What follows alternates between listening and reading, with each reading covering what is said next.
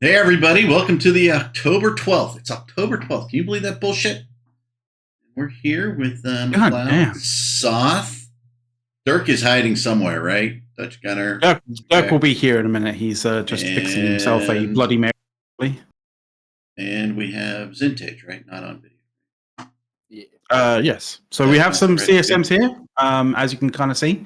Running from A to Z, we have Dujek One Eye. Hello. There we go. We have Dutchgunner. Hello, everybody. Glad to be here. Thank you all for the invitation. It's all right. And we have Zintage here as well. Hey, guys. I guess we can just, roll right into introductions, right? Dujek, do you want to introduce yourself to everybody? I'm Dujek One Eye. I fly with the Brave Collective. I spent the entire morning before getting here hastily throwing together comps to get around bands for the AT, and I'll go straight back into practicing after this. But obviously I'll make time to come on a show and talk about the CSM going forward. Oh, thank you. Dutch, do you want to introduce yourself to the audience? Yeah, happily. My name is Dutchgunner. I've been playing since 2003. I jokingly refer to myself as one of the living fossils within the game. And I'm mostly involved with the Artak Research Consortium community. And just like Dujek, I'm as a mercenary for the A-team. But this is one of those cases for the CSM. You schedule that, and then everything else has to make room because the CSM takes more priority. Excellent. And Zintage. Zintage is off camera, but Zintage, let us know who you are. Yeah, so I'm Zintage. I'm a director and an FC for Goonswarm, and my director roles are basically I run the fitting team and I'm a Cap Swarm director. So, fitting. Time to be here. I have way too much time on my hands. People ask me if I even sleep. Well, when you're a director in Goonswarm, you're considered to sort of not actually be allowed to sleep, right? Sleep's just imagination. It's all a mindset. Considering that you're sort of fittings director, I wonder whether Horrendous will make an appearance today. That would be interesting. I just want to point out that Dawn has joined our chat. Hey, Dawn.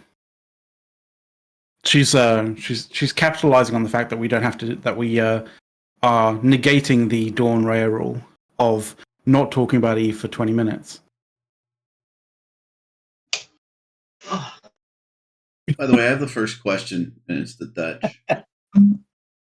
How long do you have to play the game, and old do you have to be considered a fossil? Well, asking for a friend. I'm not really going to be able to give you an exact cutoff date, but since I've been playing since July 2003 and have been playing all these years without any real breaks or short periods of winning the game. This is more the point where, it's 49 US. It could be you could be playing for 10 years, 15 years. I'll leave that for everybody themselves to figure out. Okay, now I'm considering myself a living fossil within the game. All right, continue, Tom. Sorry. Oh, sorry. Dawn was chatting. We muted her. Go ahead. All right. Okay. Oh, okay. Now, well, in my case, the realization when at one point it's wait, I've been playing Eve for over half of my life. Damn. Okay. Okay. Right. Yeah. Well, I'm just pointing out the lack of gray. So, Good genetics. Good genetics. Yeah. All right. I'm done. Nice. Yeah. So, how are you guys all kind of faring at the moment with all the, all the various different media appearances and doing all the interviews and that kind of stuff? Obviously, this one's a little bit different because it's a bit of a sort of a forum, a little bit of a conversational sort of thing. Dujek, how's that been for you? I've enjoyed it a lot. I said last year, I think maybe on this show last year, that I enjoyed campaigning enough that I would just, like, even if I got basically no votes last year, I'd probably just campaign again, because, I mean, I like talking about Eve. I like playing Eve. I've done 4 appearances so far, and only because I had to move my appearance later today, I'm doing this today, and I'm doing 2 more tomorrow. So, oh, cool. I've been doing as many shows as I can, really. Dutch, has your sort of schedule been fairly chock full? Similarly? Considering to other years, yes. Like there's more shows looking to interview candidates. Currently, I've had the official CSM one from CCP, and with Kishol, I've also had one with the Eve Universe show. So this is my 4th. I've got one lined up for tomorrow with the Eve Universe show, and one locked in for Monday. But that was a bit of a scheduling because that's with a Canadian streamer and I'm European. So it's more like, let's find a moment where our time zone differences aren't too punishing for one or the other. Yeah, time zone differences have been really awkward in some respects, especially with trying to get Ariel Rin on the show, which Ariel's on the show a little later on. And, fingers crossed that everything will go fairly well in terms of getting connected and all that kind of stuff. So, yeah. It's great for us to be here on a Saturday when there's a lot of EU-US crossover, but Ariel being based over down under, that whole half a day's worth of switch is something to account for sure. Yeah, it's pretty harsh. Anyway, Zintage, how's your media appearances been over this week? Well, I haven't actually had too many. I did the main CCP one, and the main CCP one was actually pretty funny. It was happening on the same day of my brother's wedding. So I went from the ceremony, went home, did my interview, and then went to the dinner after it.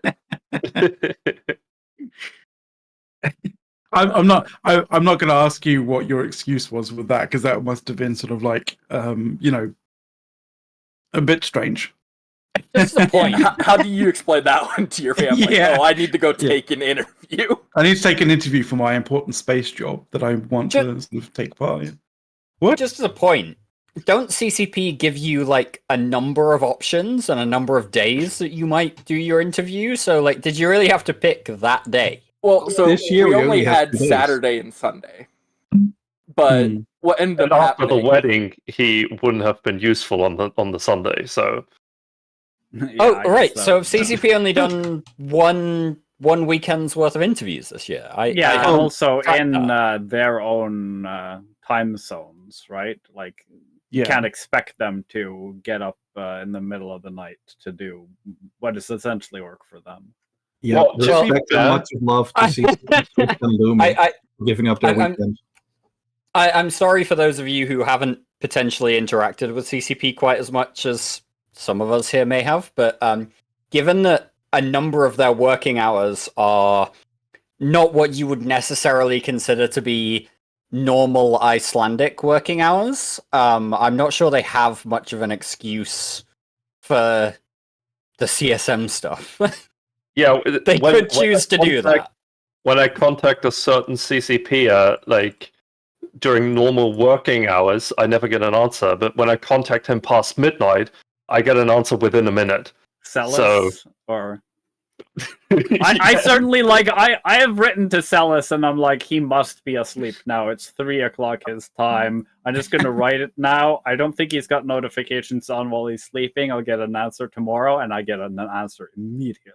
I wasn't even going to say specifically CCPers or even go quite that extreme with the timeline, though the after midnight thing is a phenomenon for some CCPers. But I was just going to say, like, after 8 p.m. Iceland time, and yet they're always around after 8 p.m. You try and contact them during business hours? Nah, it's not happening. So I think it's a community team thing. In those bits, they could do the streams slightly later if they wanted to, but I hadn't realized they were only doing one weekend. So they were doing them fairly late. Remember, they had one bid before our show last weekend and then after our show. Okay. Yeah, and right. also now is Eve Vegas. I actually have a friend of mine That's who I've true. played with Swift is for at many Vegas. years who said, I sat down to eat at Vegas and CCP Swift was sitting next to me and he said to my friend, why aren't you doing the AT with Dujek this year? And I thought that was great.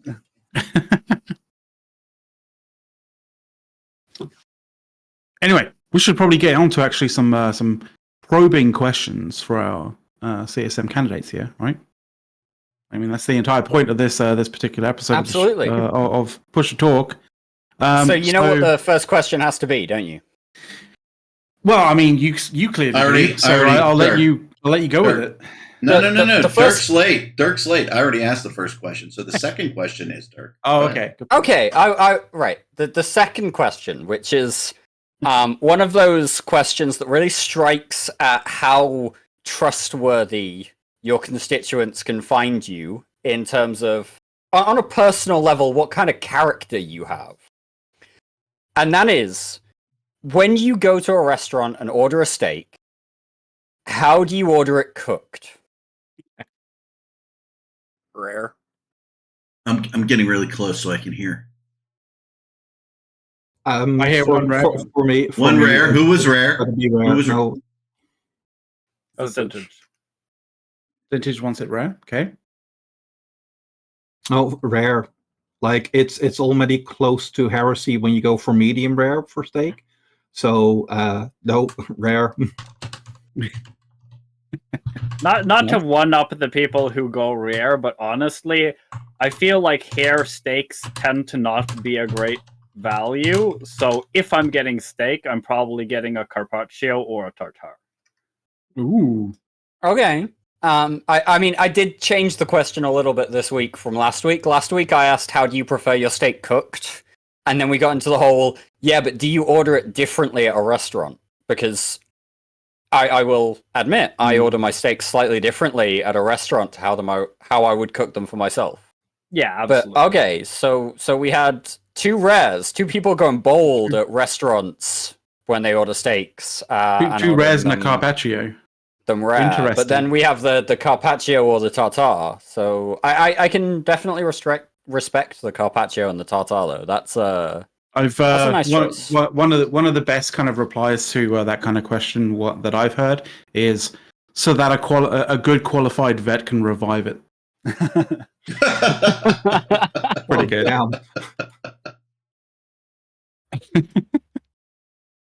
But yes. I've kind of we've got a mixture of some very serious questions and some sort of funny questions. So we always do sort of a bit of funny stuff. Just as a suggestion here, there have been some news this week. We could kind of combine them. I mean, I was definitely going to combine them because like one of the questions was quite literally, what is your opinion on the latest expansion announcement from CCP? So we might as well start it off like that, right? Let's go from Z to A. So Zintage, what is your opinion on the latest expansion announcement by CCP? Yeah, so it's really hard to have an opinion on what they've given. The deathless ships are either going to be completely busted or they're going to be completely useless. Damage over time isn't something really that's in Eve's normal meta, so it's a very strange kind of wordage that they've used, right? Yeah, there isn't enough information there to really know. Okay, interesting. Dutchgunner.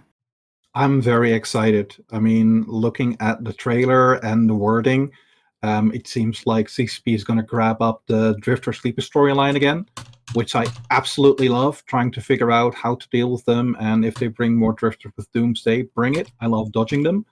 The new ship seems very interesting. I'm curious to see how the meta is going to pick up on them. and I'm also curious on how it's going to be balanced with how you can acquire them. Because if you think the current situation with the AWOX thing is bad, when they bring new ships and you can only get them from the LP store, it might get a whole lot worse. Yeah, there's some interesting stuff that we can kind of quickly go through once we get Dujek's opinion. Dujek? I just interrupt you real quick. Have Oh, you yeah, guys yeah. seen the new scope video? You just made me think about it with this expansion. The scope video that released today. Possibly the most edgy thing I've seen out of CCP in years. You all should go watch it. I think we might have to watch it. In right. Some way, shape, or Okay. form. So we've got Dutchgunner talking about exploits a little bit already, but then we had CCP being more edgy than we've seen them in years. I'm confused. Are we talking about CCP being edgy in a good way or a bad way? You can see it both ways.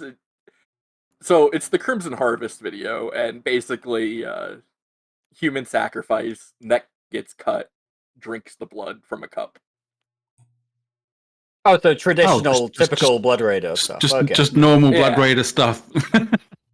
Interestingly enough, if you pay close attention, you can actually see that it would be a Capsuleer because of the plug implants along the spine. Ooh. Because an infinite, it's completely renewable and sustainable. Like, you drink the Capsuleer, they come back, you drink them again. Not really, because if you look at how it's set up, like, you can only get cloned when you die through the breach of a capsule. If you die outside of the capsule as a Capsuleer, you're shit out of luck. You're dead. Oh, Jesus Christ. That's not good. Yeah, but like, wouldn't that, like, you'd still have your other clones. You just not remember the last, like, couple of, you wouldn't update your last, like, area of consciousness. Like, you would forget that somebody chopped your head off and drank your blood. Are you gonna hire an ancient assassin to find out who killed you? Like, you kind of, like, once you disconnected from your capsule, then you'd wake up, presumably, and like the person who's being chopped up doesn't remember it. Okay, so this gets part of the transition, like part of the transfer of your infomorph, your conscience, is with the destruction of your pod. So if it happens outside of it, there is no real activation signal for your clone because your death doesn't register. So that's permadeath for a Capsuleer. So you basically need to This gets very deep into the lore of things, because if it's one of those, I think, possibly slightly unknown things within the EVE community, that CCP have actually done a couple of books about EVE. They did them primarily around the Dust 514 launch back in the day. But there was a character in one of those books called the Broker, who would multi-clone himself. So he'd have multiple clones of himself running around. But he'd actually figured out technology such that when his clone died, there was still a flash memory, a flash clone memory of his brain transferred back to a central server that could then be uploaded and kind of reviewed. So true, but he was the exception. Like, he managed to find a way to get outside of the normal method. Exception to the rule rather than the rule, but these things have existed within the EVE lore, and so we can't discount them either.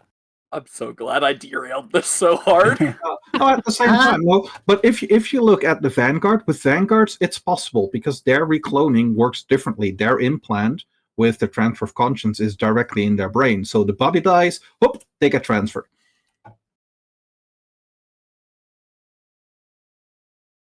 Right. Yeah, that's fair. That's fair. Yeah. Hey, look, anybody have any? I'm stating in my CSM campaign that I'm all about the lore. If you bring this up, why would I not talk about the lore? Good point. I'm just. Did we hear Dujek's thoughts on the expansion yet? Because no. So I'm obviously the most excited about having new ships. I think that I really have to see some kind of numbers before rating manpower from Skyhooks is going to excite me. Like, obviously, I think that Skyhook rating should have been way more of a thing than in the latest patch. So hopefully they reverse most of that. But the ships, I don't see any universe where having covert ops destroyers isn't going to be wildly popular. And covert ops battle cruisers, like this. This I think like they're the first less time.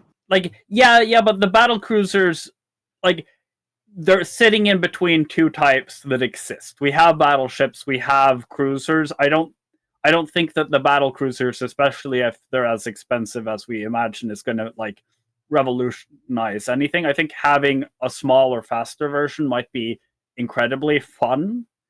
And I've seen wild speculation on the damage over time mechanics and like how does it interact with resistances. Are you getting the resistances as it's applied or later? Can you like stack up damage over time and then newt them out, turn off their hardeners, and they just disappear? Like, can you shoot them for a while as you blops onto them and leave, and then they die after the fact? Like, there's going to be a lot of cool stuff to see. See, that's the thing.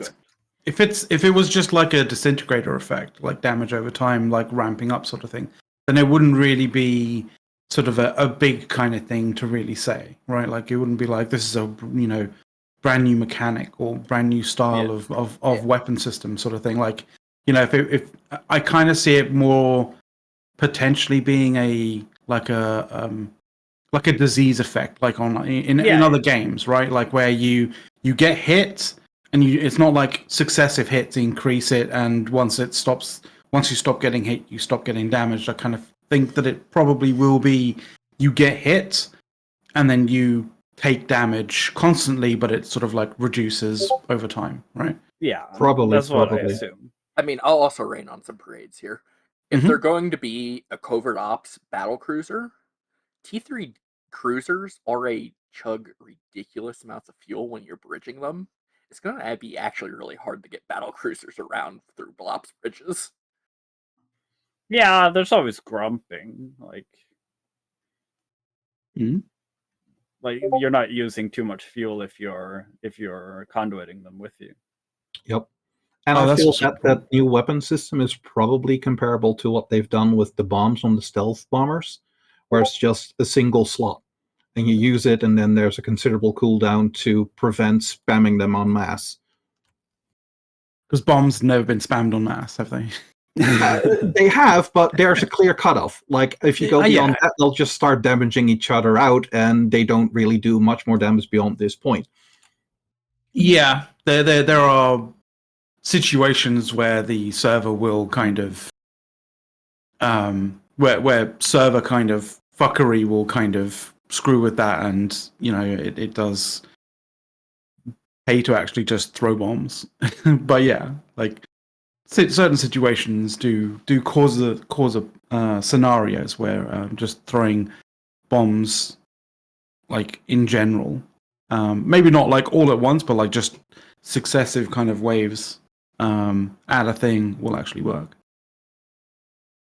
But yeah, cool. That's an interesting one. Let's go with another kind of question.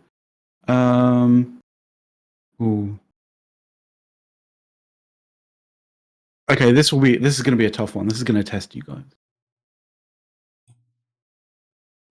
If you had to have a fruit as a pizza topping, would it be pineapple or would it be something else? Dujek? Pineapple grills well, so you can reduce the moisture count. I love talking about food. Like, you're never going to trip me up with a food question. I've seen banana and I've seen kiwi on pizzas before. I've not tried them. I've just, like, I think those are the ones that I've seen, at least. Like, unless you want to get really fucking technical with it and say, like, oh yeah, but, like, tomato. Tomato's not an adequate response in this one. In terms of fruit on pizza, I think the least offensive version certainly is grilling the pineapple first, making sure that it's not adding too much moisture on top of your pizza. Like, there are people who are respected in the pizza community who also do that. They just don't put it on every pizza. That's fair. Yeah. Dutch? I don't really put fruit on my pizza. Yeah, but it's not a would you like to, but it's a if you had to. If I had to, okay. Now you're enforcing it, like with the steak. Yes, it is an enforced. No. You have to do it. Yes. I guess it really depends on the rest of the topping. Like, damn. I mean, you can have a topping as like you can have as a pizza blanco, for example, like.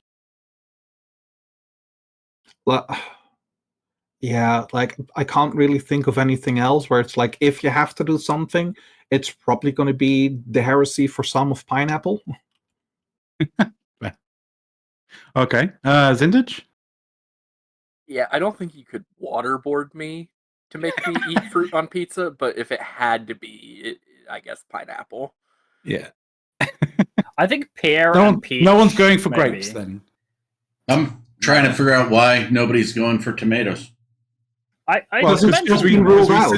It's been ruled out. Tomatoes did you rule out tomatoes? I did, yes. He did. I missed it. Sorry. That's all right. It was mentioned by Kia Ryan in chat and also by Dujek. Yeah, that beat me to it. It's like, well, I'd go with tomato. Tomato is a fruit, technically, but it got ruled out. So you're like, oh, butter. Fun fact, there is no such thing as a vegetable. I would. Oh dear. I mean, vegetable is a culinary term, not a scientific term. I feel like that is a segue that goes deep. I'm just saying, fun fact. Quite controversial. Vegetables aren't real. I'm going to be controversial. I'm going with pickled watermelon, motherfucker. All right, put that shit on your pizza. Interesting. That is a very strange one for sure. But hey, whatever. Yeah. Don't knock it until you try it, I guess. Right. I get the feeling that Dawn believes vegetables aren't real as a throwback to her childhood in which she didn't want to eat the carrots and the peas. A carrot is a root. Can't hurt you, Dawn. Carrots are roots. If you don't believe they're real, you can't be eating them. Tell me a vegetable then. Did we see the same talk about that by Vic Michaelis? A potato is a root vegetable. It's a root. It's a tuber. It's just a root. Yeah, tuber. Green beans. Those are fruit. As is always the case when it comes to this show, the issue is semantics. What Don, peas? Don, did we see the same thing on... Peas are not fruits. The same talk? Yes, we probably did. Yeah, okay. I figured. Here locally, we don't have a word for vegetable. It's just called green thing in one word. So everything that is green falls into that category. You must hate trying to differentiate between lettuce and kale. Those are leaves. According kale. No. I'm saying, they're just green things. Hey, according to AI, kale is not a leaf. Kale is a cabbage. According to AI, Dawn is correct. Suck my nuts, motherfucker. Yeah, we're definitely not trusting the hallucinating AIs. Yeah, I consulted 3. We're definitely not trusting the hallucinating AIs. But Soth, get us by the way, let's be clear. Hallucinating AI is a technical term. Unlike vegetable. Getting us back on track. I have a bunch of questions if you want me to. I mean, sure. My AI was using RAG. It's right. Okay, right. So this will be one. This no joke. This time it's going to kind of be a bit of a testing kind of question, right? And it will also be one that sort of you may want to think for a moment about, and that's fair enough. That's completely fine. But so the question is, in your opinion, what do you think is CCP's greatest weak point when it comes to feature development?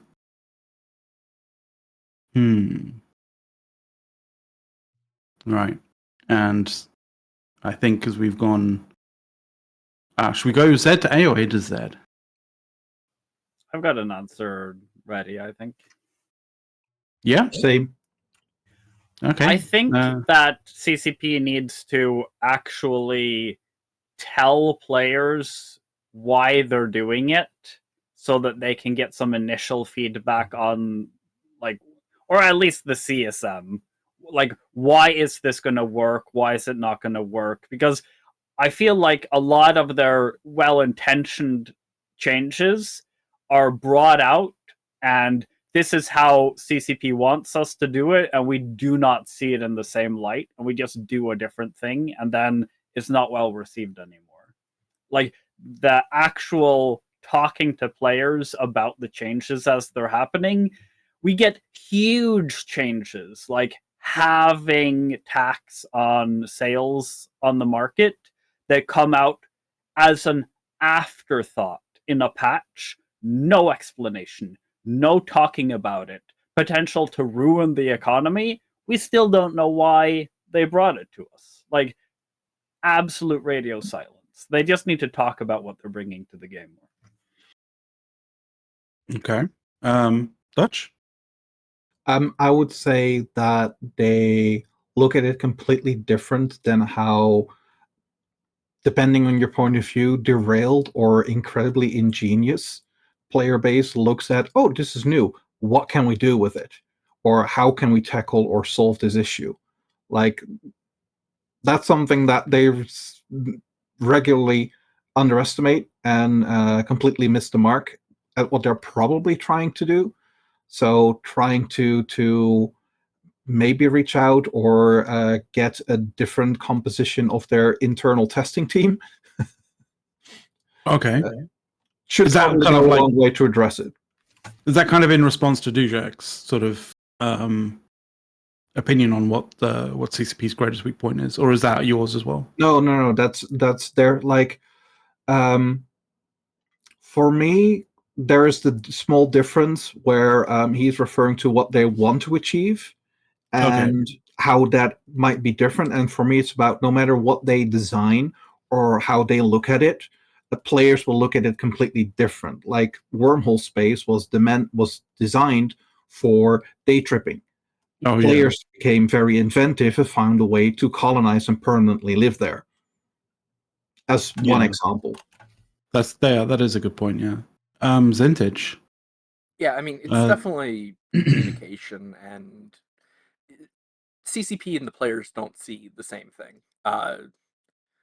My biggest problem with CCP right now is just we've been power creeping for years with our fleet ships, and we've gone from seeing, destroyer fleets all the way up to battleships, etc. And now you don't really see the destroyer fleets. You don't see nearly as many cruiser fleets. It's all Navy battlecruiser, Navy battlecruiser, Navy battlecruiser. And I think a lot of that's just CCP doesn't think like the players, and there's not enough testing, because, like, the bonuses on the Ferox Navy issue are ridiculous. Yeah. Sorry, did you uttered a word in there? You suggested that there is this thing that called testing that might exist. Yeah, I'm not sure it does. It's worth noting that CCP closed a server about a year ago now, I think, that was called Singularity, and it was designed so that things could be tested and bug reports could be submitted, and things that were just absolutely insane might get tweaked before they launched, right? That was, I mean, to talk to some of our regulars on the regular panel, I'm not making this up, am I? We have had this conversation before. What I'll say on the Singularity thing is, Singularity as it was a bad thing. There should be a test server, but what Singularity was being used for was, since it was just a straight copy of the 1D, like, of the Eve server, you'd have people doing stuff like abandoning their keep star and killing it to see what was in there and stuff like that. What it needs to be is you need to have probably like 5-6 systems of each type of space, put them next to each other on its own server, and test that way, rather than having a complete copy of the TQ server. Another issue that they had was when they were bringing in the new content, people started to test it, and before it hit the live server, the people that did that had it already completely figured out. Yeah, and how to exploit it. To reply to what Zintage was saying earlier, I think also the lack of cruisers, like, it didn't help that we nerfed every cruiser that used to be good, and also the Navy battle cruisers that came out were good. Like, they were designed to be used. I think it's better to see the stuff that comes out be like exciting and used by players instead of. The thing is, they'd still be good if they didn't have their application bonuses. They'd still be really good. Yeah, Since they have the agree. application bonuses, they just punch down on anything smaller than them really, really hard. In I see sense, though, like, how do you balance things when you're trying to balance it on, say, the scale of a massive block versus block slugfest versus something on a much smaller scale? Like, the two don't communicate one-on-one. And if you got things in a reasonably balanced state in one, it's not going to be the same in the other. And one thing that we players tend to look for is, what is our ideal hammer to nail this nail that we want to have nailed down? And if we use one thing and it gets changed, then we look for the next best thing that might get that job done. So that's at the same time, like, that's also part of the sandbox, because if CCP starts tweaking that too much, then there's going to be an outrage with, how do you dare to keep changing things and influence the sandbox? Here's my question for you, Dutch. Have you ever needed a tracking bonus on your blasters? Because that's what the Ferox Navy Not in has. general. Not in general. Not on medium. I mean, have you ever really needed a tracking bonus on your railguns on a battlecruiser platform? Medium railguns do not need a tracking bonus either, really. Target painters are some of the strongest things in the game, and as long as you have target painters, you can make basically anything track. I will say, in terms of like making blaster boats and so on, like, as somebody who also spends a lot of time in Python fitting ships, as I assume that you must do, the new battle cruisers they have ample fitting room. Like, trying to fit any other ship in the way that you would fit them is like impossible. Yeah, I'm not having to make any, like, you put everything that you want on them and it fits. Yeah. The only thing where I think that the railguns might have a bit of a tracking issue is when you really go for the Tech 2 long-range railgun ammo, because their tracking values are abysmal. Yeah, I mean, Spike, sure, but at that point, you're fighting frigates anyway. You're doing so much damage. Just load iron, and you're still doing enough damage. Like, no, but you were asking, like, in what situation would they need it? And I'm like, the only thing that I can come up with is that specific ammo type. I mean, sure, but we've had the Ferox for years. Like the normal Ferox. If they wanted it to be a blaster platform, they wouldn't have given it enough power grid to fit rails, basically. It's ridiculous. You can put 700 DPS out with antimatter on a railgun platform on a battle cruiser that isn't a, like, tier 3 battle cruiser, like the Talos or the. So the way that I think sort of CCP seems to justify that kind of thing is they tend to sort of say, well, that platform, that particular ship costs a whole lot more, right? It's so much more expensive. Well, that would be nice, but remember, we have heavy assault cruisers that are, relatively the same size. They take more skill to fly and just do everything worse than these Navy battlecruisers. Yeah. And cost more.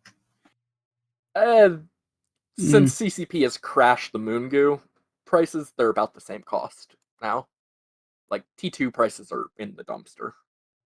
Yeah, any time that we actually use them, they cost more. Like, we haven't used them in a while. I've Here's never been actually a fan a really of nice.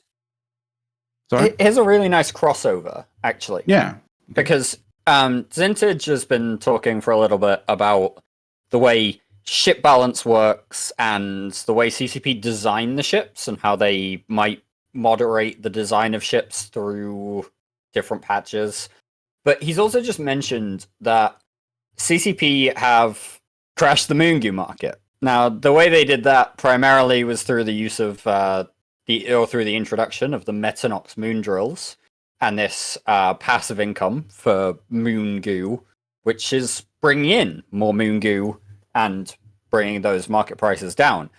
Now, I'd like to hear from all of you about how you think CCP's approach to economic balance differs from their approach to ship balance in some ways, and also whether or not you feel like CCP has got the right both balance of the two, in that they are balancing some things by economic means and some things by ship change means, and also whether or not they have potentially lost the plot a little bit in terms of which should impact what.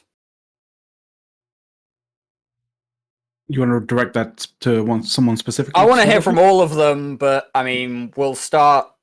Has Dutchgunner seemingly been in the middle? That seems like. Yeah.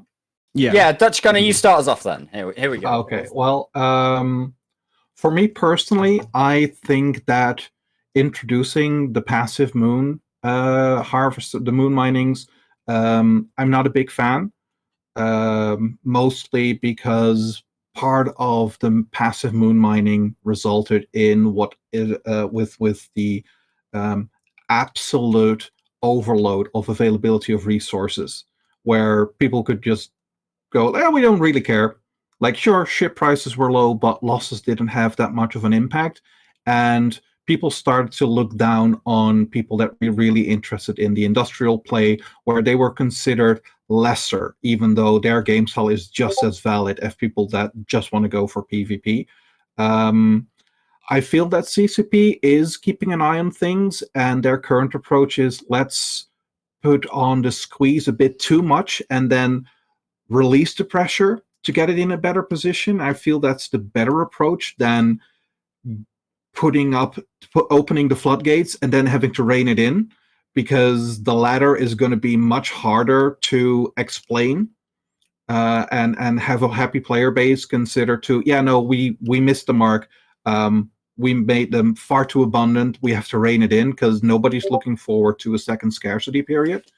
And at the same time, like, once on the availability of resources, second on the actual requirements, I definitely feel that they've improved and they're getting there. Interesting. Okay. All right, Zintage, do you want to talk about your position on ship balance versus economic balance and whether or not CCP are getting the right approach to both of those? Yeah, so it's really hard to say if our minerals are going to be in a good spot because people are just starting to switch over to the new solve system. But the thing is, we need to be careful about how quickly we're increasing the minerals. But that's where I think CCP is doing okay. They're slowly increasing the amount of minerals and stuff coming back into the game. My big problem is CCP has just opened the ISK floodgates, and we're running into a lot of inflation on stuff just because there's more ISK, but it's worth a lot less. I mean, Pochfin's pouring in ISK. You have I forget what they call them, but the new high-sec stuff, home fronts there. And these are just pouring in liquid ISK rather than materials. And your ISK doesn't mean anything if you don't have the materials to build anything. And I feel like we're just putting too much ISK into the game. Right now, you can finish a single Pochfin site with an Ishtar fleet, and that will pay for the entire Ishtar fleet. So finish one site, you've paid for your stuff. Finish one site with a Marauder fleet, you've paid for 1.5 of your Marauders. And you only need 15 of them to run a site. Pochfin, CCP tried to nerf Pochfin by reducing spawn times, which really killed the region overnight, which is completely the wrong way to do it. What they need to do is just decrease the payouts rather than decrease the spawn times. All right, so Zintage here seems to think that scarcity not quite so great as it might otherwise seem. Good to know. Dujek, how are you feeling about CCP's approach to balance, economic balance, ship balance? Should they be doing one more than one or the other? I absolutely agree with Zintage that the faucets are getting too big, especially in terms of pure ISK. I also think that they're getting rid of sinks that they have no business touching, at least in that magnitude. Like, if they want to give us a tax break, give it in increments, not half at once. I think that's going to come back to bite us in the ass in months or years. Like, there's no getting away from the fact that we got, 80 trillion ISK more in balance from the last MER. It was huge. It was 60 or 80, I think. And when they introduced sky hooks and passive moon mining, what the players had asked for, what we actually sat on this very show last year and asked for, was passive moon mining, because we want to have moons that people are going to attack and that we have to defend. We don't see that. I'm not fighting over Metanoxes anymore, so in that regard, they have failed for providing what they had to provide in order to exist, and what they have given us instead is any low-level moons are an absolute waste to mine, and the minerals have never been worth more. The mineral price index is spiking. We have 70 ISK for whatever the whatever the green mineral that comes in our forests. Honestly, I'm gonna show that I never mine anymore. But basically, the player base does not think that these changes, either to nullsec sites or to metanoxes on the moons, is giving us the amount of minerals that we want or expect, because the prices are spiking, half because there are less of them, and half because people are buying up what's currently available, because we know there won't be enough going forward. They're just going to be bottlenecks. Say what? Can I respond to that? Yeah, of course. Okay, so part of the issues that eventually led up to the intervention of CCP with scarcity was because nullsec had access to all the minerals. Nullsec was the only part of the game where you could have access to all the minerals and you didn't need to interact with any of the other parts of the game. Can we be quite clear about that? The issue was not the availability of minerals in nullsec, primarily. The issue was the availability and the rapidity in which the minerals could be acquired in nullsec, which happened because CCP did rorquals and excavators and injectors at the same time. I absolutely think that scarcity, from a point of view of fixing the composition of minerals and the availability in terms of not having people stockpiling infinite amounts kind of was needed. I don't think from we want ships to cost 6 times as much. Like, that's not what the players wanted. We want to fight, we want to lose our ships, we want to go and replace them and come and fight again. I don't ever want to say to myself, it's a bad idea to take this fight because I might lose my stuff, and I don't want that. Like, we want to fight over the moons because the moons give us the ships to fight over the moons in an endless cycle of fighting and mining and building and fighting. We don't want nobody to attack them because we don't care, and not fighting over them because we can't afford to. Like, that is absolutely the worst of both worlds. And that's kind of the direction we're heading and where we are now. We don't expect there to be any more minerals available to us, and that's why the prices are spiking, because people are speculating. Yeah, I just want to point out, like, very quickly in chat that, back in the days when, when Rorquals were king in nullsec, in that kind of sense, we definitely had lots of trit in nullsec. The issue with people not actually mining shit tons of trit in nullsec was it made more economic sense. Because I know people who have like mountains of trit still in nullsec, and they just cannot be asked to move it. And that's definitely from that era. But yeah, it is worth noting that when CCP announced the Rorqual changes, and they said, this is what we're going to do to the Rorquals, this is how we're going to put them on grid, and hey, you're going to have these really great drones that will allow you to mine about 4 times worth of a barge per Rorqual that you put on grid. CCP were told exactly what nullsec would do with that. They were told what would happen with that patch. CCP allowed it to go on from 2016 through to the middle of 2019, basically. I mean, it's one way or another.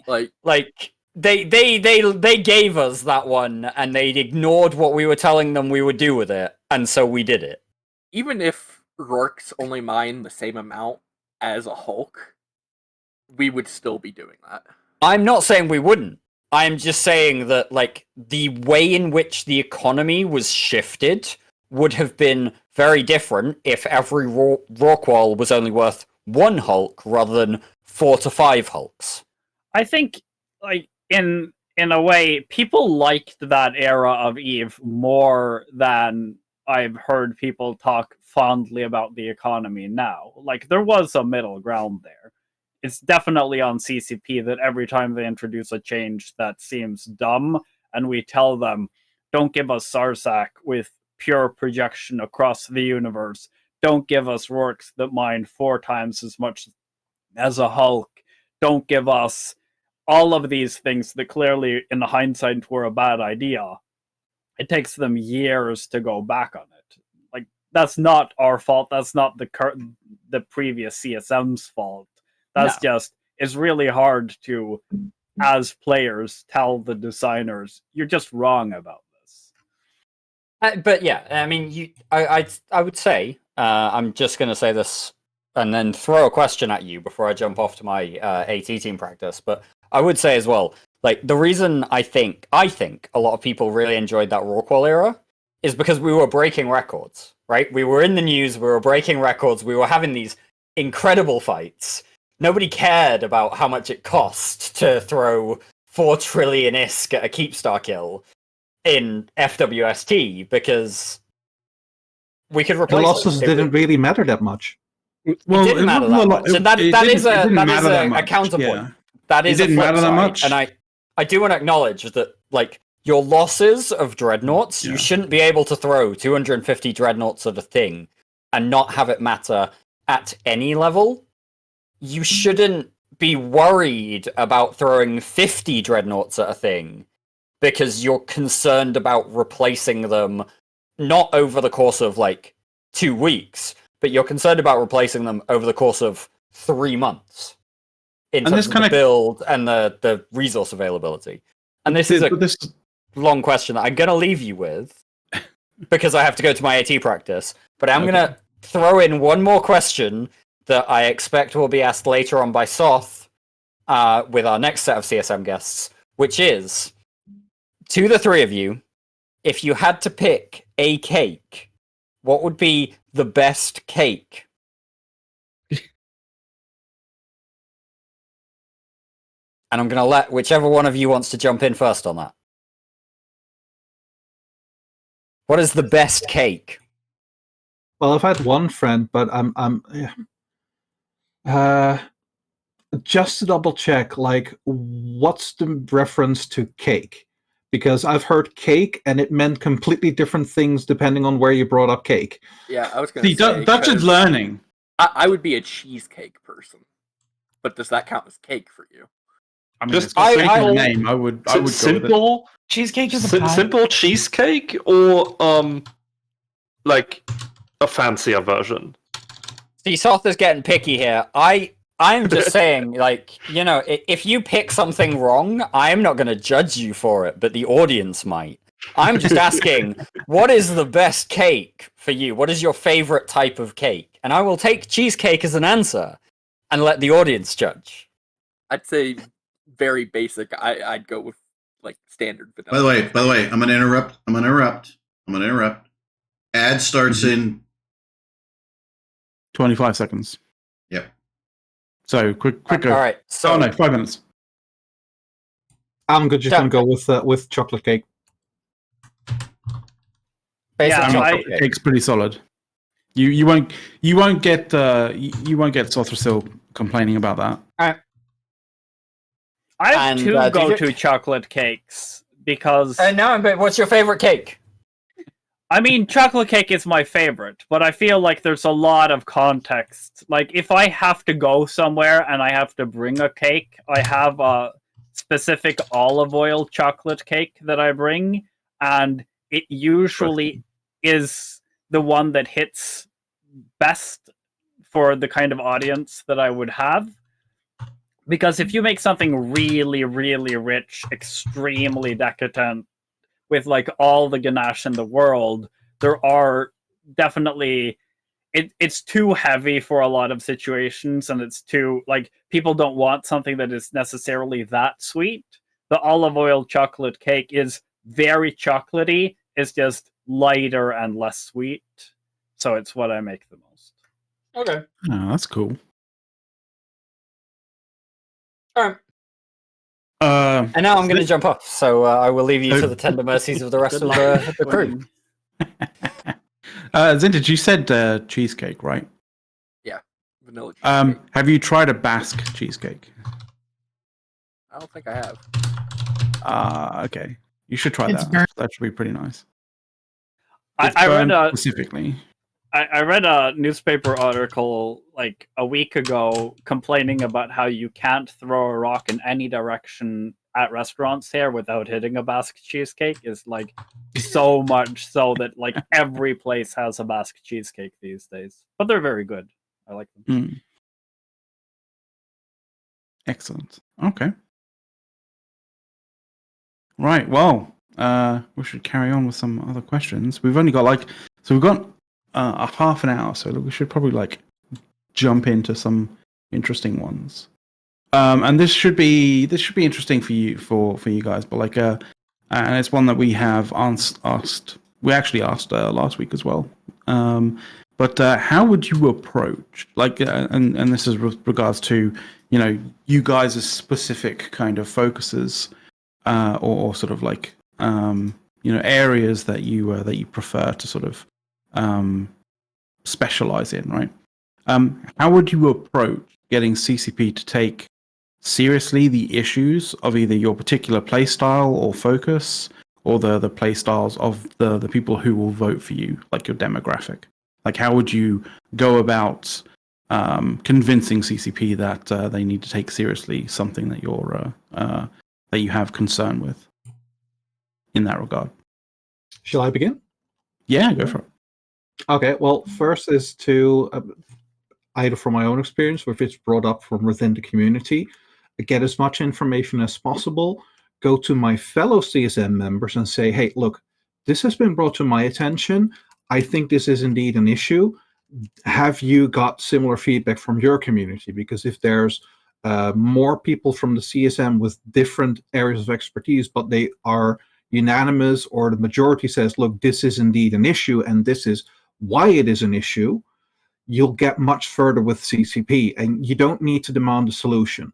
Like, it's not about you need to change this, you need to alter that. It's more about this is an issue because of these reasons, where you lay it out, what the pain points are, and then the more support you have, the more of a united front you have, the better you'll be able to deliver it. And it depends on having the right connections. Like, if you bring something up to the wrong CCP team or the wrong CCP member, you're not going to get as far. Okay. Either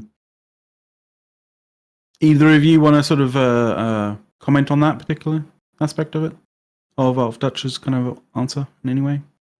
Yeah, I mean, I mostly agree with that. The big thing is, I like to bring people numbers, and that's kind of how I ended up having to run for CSM.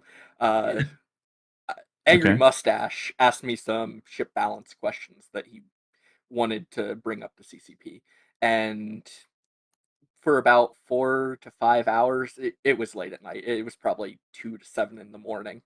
I didn't sleep that night. I basically just started throwing graphs and numbers at him, and a week later, I'm told Angry's not running for CSM, and Kaz told me to run.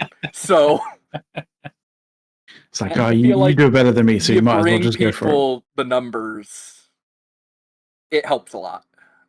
Definitely make a front with people for stuff that you can't give them straight numbers. Like, for example, there's just stuff that we don't know yet. Like, let's say the new ships and stuff like that. We don't know what's happening there. So we can only give our opinions on what we think would be a problem. But when you have actual numbers, give them the numbers and show them why you think this is wrong. Okay. Dujek? I think some of the issues in EVE are kind of open-ended questions of where we as a community want the game to go.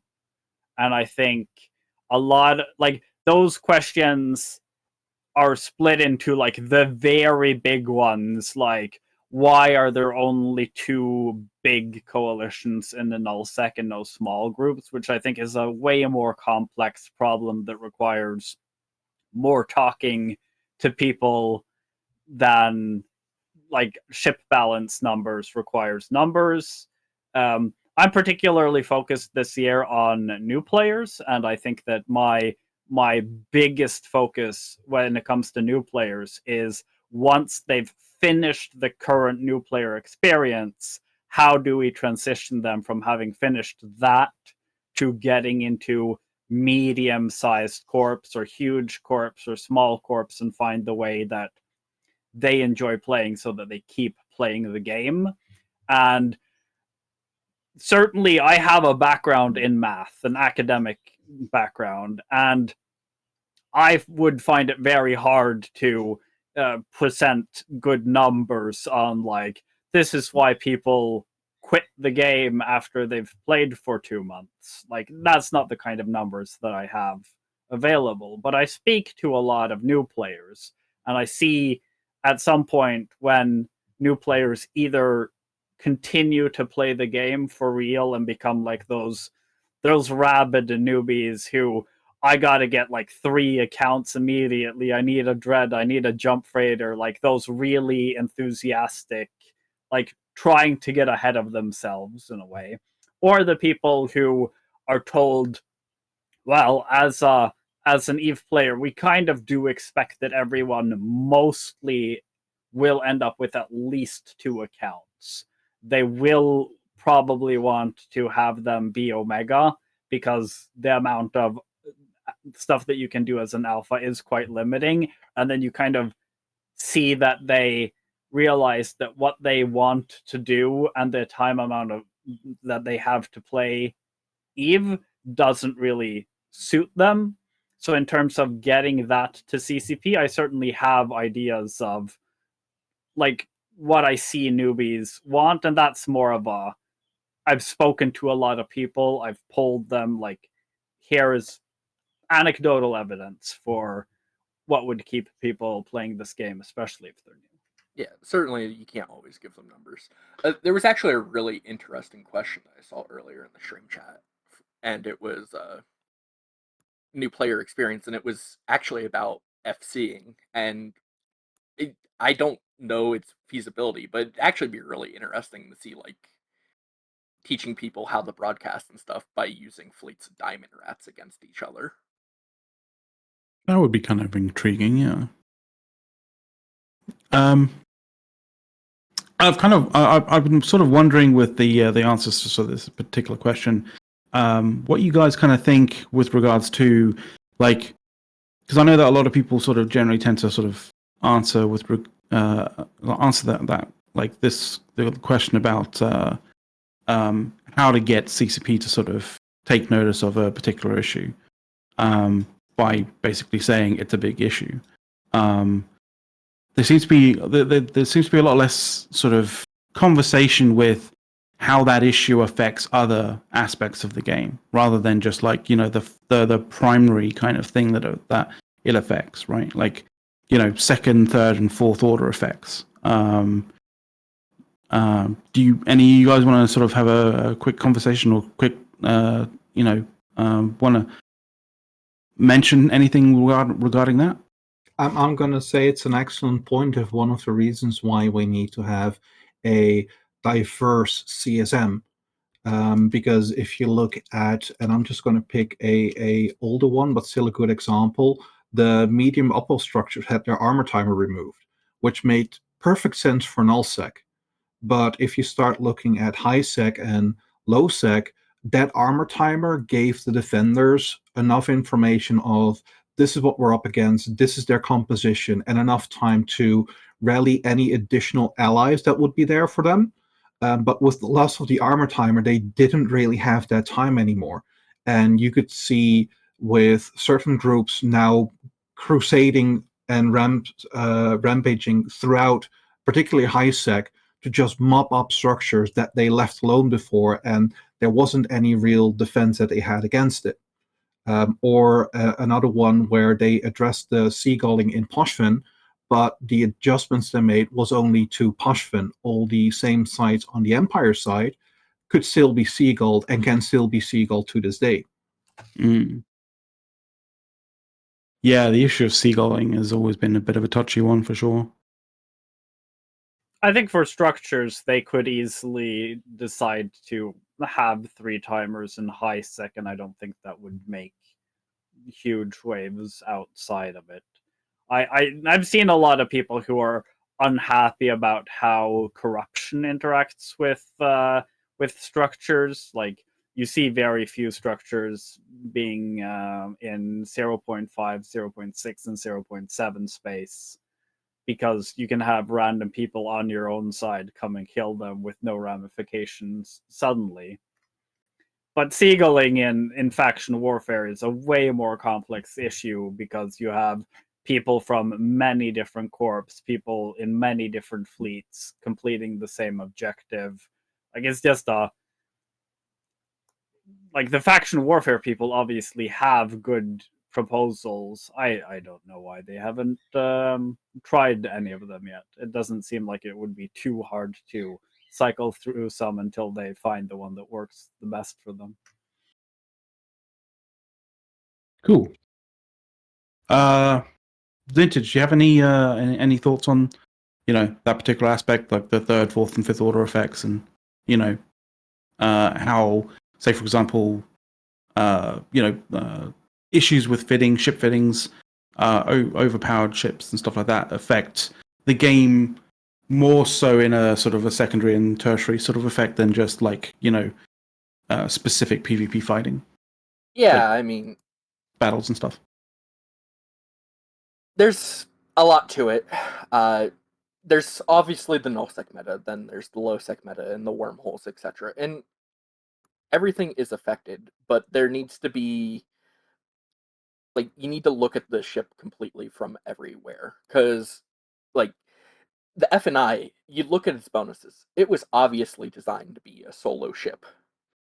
Mm. But those bonuses that were meant to make it a really good solo ship also turn it into a monster for like nullsec PvP. So you need to be objective and look at it from every point of view. A big thing right now is slot layout too.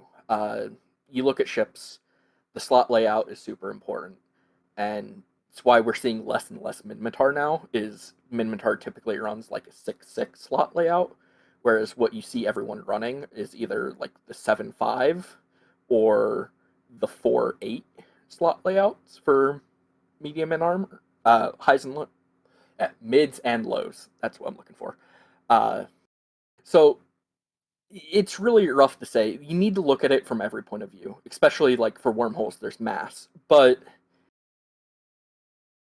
I feel like CCP is only looking at ships for what they want them to do. So like they looked at the Ferox Navy issue and said, this is the solo ship. And then didn't look at it far enough to realize, no, this is actually a nullsec powerhouse. Yeah. Which touches a really good thing, that what CCP wants to see in the game often is something completely different from what we players want to see. And if the CSM is there and they can somehow cover a bit of that gap, that should go a long way to at least limit or reduce some of the unfortunate, unwanted side effects. For ship balance, when I look at it, I often just want them to take the time to deal with unwanted ships. Like we love getting new ships, but there are a lot of areas of space where there's a lot less variety in what people could fly. And if you're talking to people who have less of an idea what's good, you get people who say, I want to fly like this fleet, and then the experienced players come in and say, you can't fly that. That would just be awful against what everyone flies all the time right now. You say that, but I want to point out that's how we got Ferox fleet. I mean, yeah, also Ferox fleet is also like 6 years old at this point in terms of its 6? Its No, it's older. Also, I took a break before it came out. But yeah. Also, kind of going against the grain, kind of was also one of the reasons why Ravenfleet suddenly appeared again. Yeah, I just like there's nullsec where like everyone copies each other because one thing is very popular, and then you have like Pochven where there are only like 2 fleets that are used because everything else is basically non-viable in terms of having drones, or it can't compete with the Apex fleets. And I do actually think that CCP eventually needs to go in and change how the sites work so that we can have a couple of other different fleets that are used, or it's going to get really boring really fast. Well, actually, something I kind of ran by some Pochven people that would be kind of interesting is we already have the linking mechanic for like beacons and ESSs and so on. Yeah. And there's pylons already inside of these sites that are normally used to increase damage, but right now most people just ignore them. Mm-hmm. Just make it so you have to link to both pylons to do damage to the tower. And suddenly it's a lot more viable to fight and catch people in Pochven. But I mean, with the Artie who brought up markers, you could link to both and shoot across the entire area if you wanted to, I think. Sure, but you're losing a lot of damage by being split up like that. How are you losing damage? So it's fall off. So you're not able to use your high damage short range ammo that way. Yeah, I think that one of the issues that would deal with Marauders somewhat is like forcing people to move around. Like you traditionally don't even have prop mods. Yeah, that's the big thing. The only prop mod on those Marauders is the MJD. Who brought up the Raven earlier? That was me. Yeah, so I can tell you exactly why the Raven came back. I mean, I kind of know because it was partially like a lot of it was down to the fact that we didn't have really any kind of number limit on micro jump field generators as such, which allowed essentially a Raven fleet to be fitted max and still be able to be slippery enough to actually be a viable thing in nullsec and in wormholes and stuff. But other than that, Zintage, go for it. The main reason the Raven came back is because it's bonus to missile speed. So the max velocity bonus makes it so, for example, a Raven Navy issue. So if you know how missiles work, they don't actually travel through space properly. So let's say your missile goes 10 kilometers a second. It will actually teleport 10 kilometers and then teleport again 10 kilometers and teleport 10 kilometers again.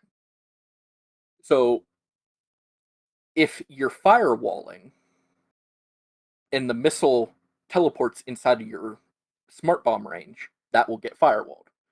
Now, the cruise missiles on the Raven are fast enough that if you properly control your range, you can have the cruise missiles go from in front of the firewalling ship onto the firewalling ship and hit it. And it lets you beat firewalls. That's the big reason you're not seeing nearly as many medium missile platforms now that everyone's running battleships. You're seeing a lot more firewallers. So it's a lot harder to beat the firewalls. But the Raven can beat the firewall because its missiles are just fast enough.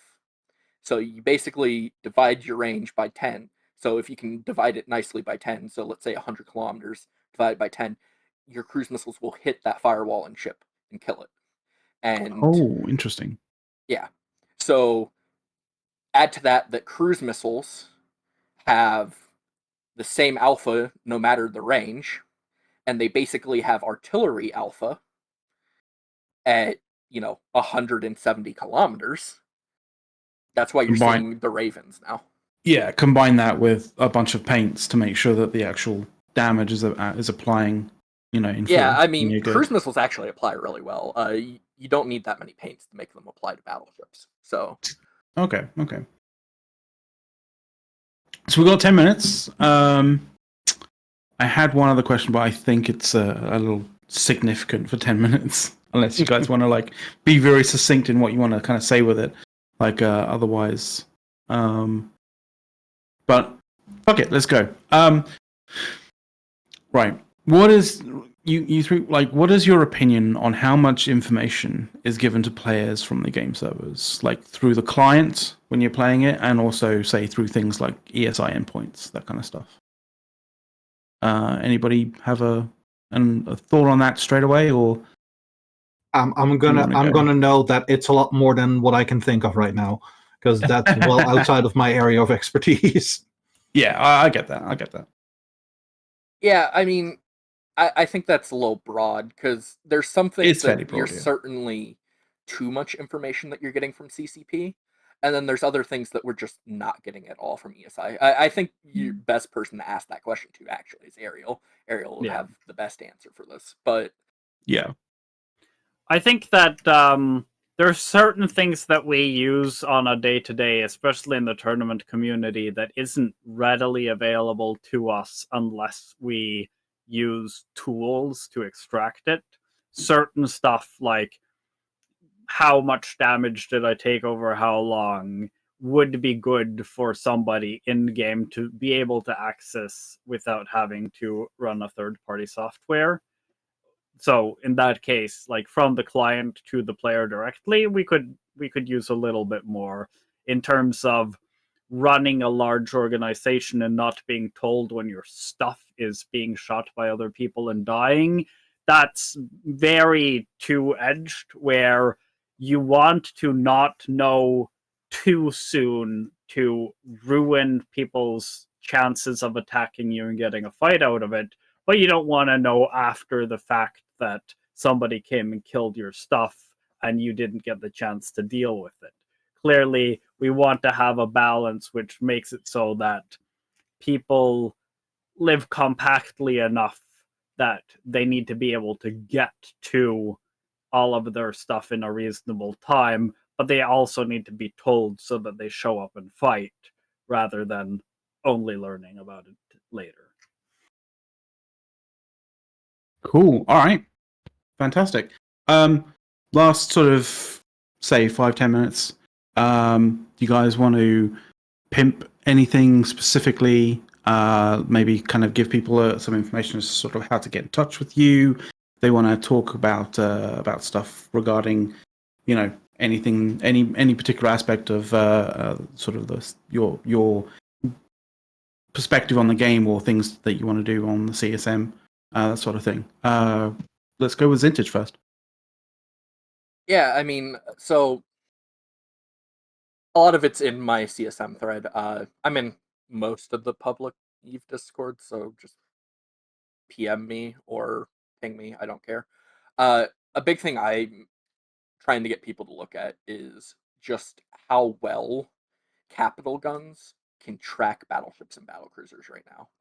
A lot of people don't agree and are just like, you can't nerf dreads at all. But when you're looking at Zernitras hitting ships for 70,000 damage a cycle on subcaps with only target paints applied to them, maybe it's time to look at that and ask, why are capital guns being so much better than the Haw guns that are specifically designed for shooting subcaps? Yeah, a full tracking Zernitra actually intersects the tracking of large long-range battleship guns pretty neatly at two tracking units. I was about to say. Yeah, Zernitras are really silly on their tracking, like very silly. If you look at like certain wormhole fights, you'll have like one Zernitra and half a dozen Vindicators on one side, and they'll just like literally alphaing people away. And yeah, I agree wholeheartedly with Zintage that we can take a look at dreads. I'm fine if you have to have a Vindicator to do that. The problem is, you don't need a Vindicator to do that right now. No, webs help, but at a certain range, you're not like the battleships aren't going that fast anyway. Cool. Dutch. People, how can people get in touch with you? And any shout outs or anything like that? Well, they can always reach out to me in game, either a direct message, a private conversation, or they could use an email. There's my official forum post. I'm on several Discords, and I'm also keeping an eye on what's happening in Reddit. Not a frequent poster, but I do keep track of it. And the only shout is I want to say is thank you for organizing this and giving a lot of different CSM candidates with different backgrounds then also an opportunity to present themselves. Hey, no worries. And yeah, Dujek. I'm on all the Discords, the official one, most of the specific ones for types of space, and I'm on Reddit. I'm on the official forums. I answer everything in game as well. This year I'm mostly focusing on 3 things for my campaign, that being greater economic balance, new players, and ship balance. And ship balance I don't think is a huge deal. I just really like ships. So that's for me. I expect people who want new players to thrive in Eve and Eve to thrive because of that. Those are the people I'm looking to connect with in greater numbers. Cool. Awesome, guys. Thank you very much for coming on and sparing time out of your schedules for this. We are going to kind of not really have a break. We're not going to go to like some sort of like break screen or anything like that, but we're basically going to shuffle off our current CSM candidates here and bring on some new ones. Probably take like, I don't know, anywhere from 5 minutes to like 20 minutes. I don't know. It depends entirely on like whether we have some technical issues or whatever. But thank you very much, guys. And we're gonna try and sort out our next group of CSM candidates now. Thanks You for guys having can, you guys can drop cameras and all sorts of things. But yeah, Thanks for lads. having me. Everybody else, enjoy the other candidates, and don't forget to vote. Yes, go out and vote when voting starts, because voting starts 17th. 17th. Yeah, cool. All right. In terms of jumping off, if you could literally close out Video Ninja as well, it'd be really fantastic. There we go. Yep. Mm-hmm. And vote often and many times, especially if you're dead. Yep. Right. So we're going to be in a transitionary period, so it's going to be a bit sort of chaotic and a little bit sort of not quite, top tier, podcasting perfection, as it were. So, but Eric, bear with us. Eric, while Mac is shuffling things around, Yes. what cake would you go for? Yeah, good point. I'll catch I think you I later. caught Eric off guard. What?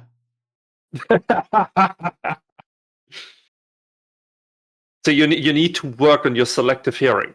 What cake would you go for if you could go for one cake? One cake. Yes. Going with the traditional from top to coffee cake. So many are good though. It's really hard because carrot cake is good. Cheesecake's pretty damn good. From top to coffee cake. Tiramisu, excellent choice out there in the stream. Yeah. All right. Yeah, I'm a fan of carrot cake. Not gonna lie. I have a friend who hates cream cheese icing, but I like her. She's pretty cool. She's a great girl, but damn, cream cheese icing.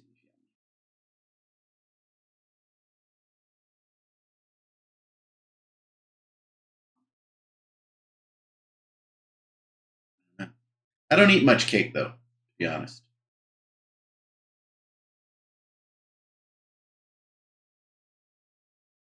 In fact, probably haven't eaten cake in a year. What? That's some crazy shit. I made a sticky toffee pudding the other day. I considered a cake though. I made an apple cider cake last week. Ooh, that's good. That's pretty. Yeah, I don't know if you guys know. So I'm down 90 pounds. So when I go into conversations, I say, "I've lost a wife." People are like, what do you mean you lost your wife? She's missing? So yeah, I lost 90 pounds, which is about what my wife weighs.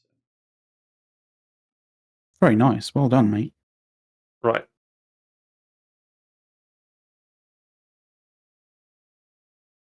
By the way, in very interesting news that I just read here on X,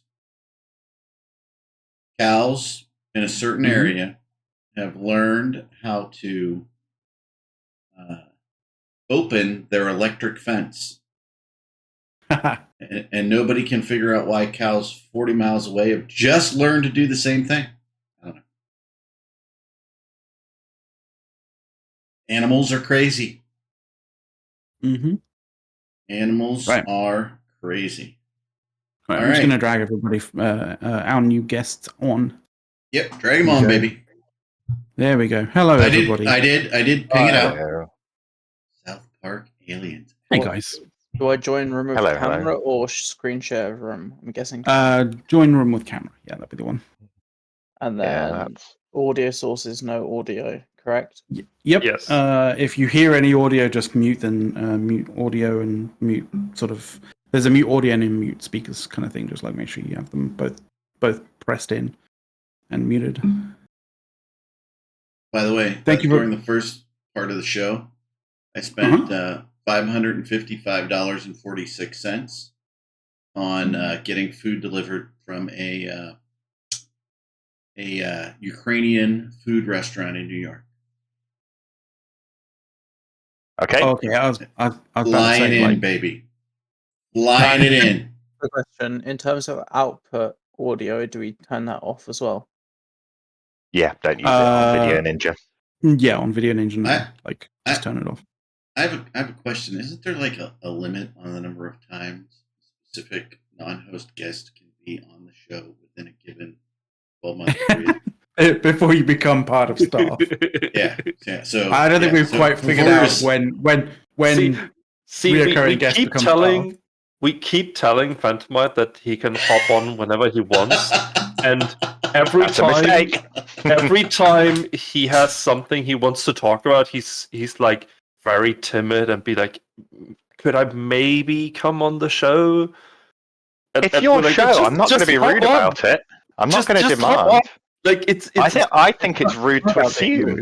No, it's not honestly. That's not the kind of show. You're not assuming when we're telling you specifically that you can come on whenever you want. By the way, Soth, I think you've told him that at least, I don't know, every time he's been on the show, maybe twice a show. Much, yes. You know? Okay. Hey, listen, what if you were doing a show that you wanted to keep reasonably structured and you wanted to make sure that it was going to play out a certain way, or you had certain people on, like, I don't know, you're doing some CSM interviews and you don't want, for example, somebody you said hop on anytime to just hop on in the middle of you interviewing other guys. Okay, have you ever watched this show? I have a point. Okay. You said okay. Here's where you messed up. You used the word structured. Yeah, we don't know what that means. Very rare. It's extremely rare that we have a structured shows on Push Talk. Oh dear. I like the fact we're all here except Ariel Rin, who's just disappeared. Honestly, Yeah. I can understand his situation. He is here.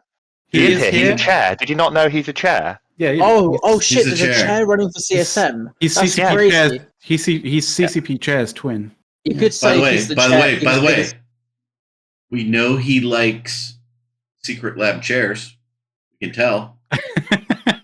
He has a. I know he's got one. Yeah.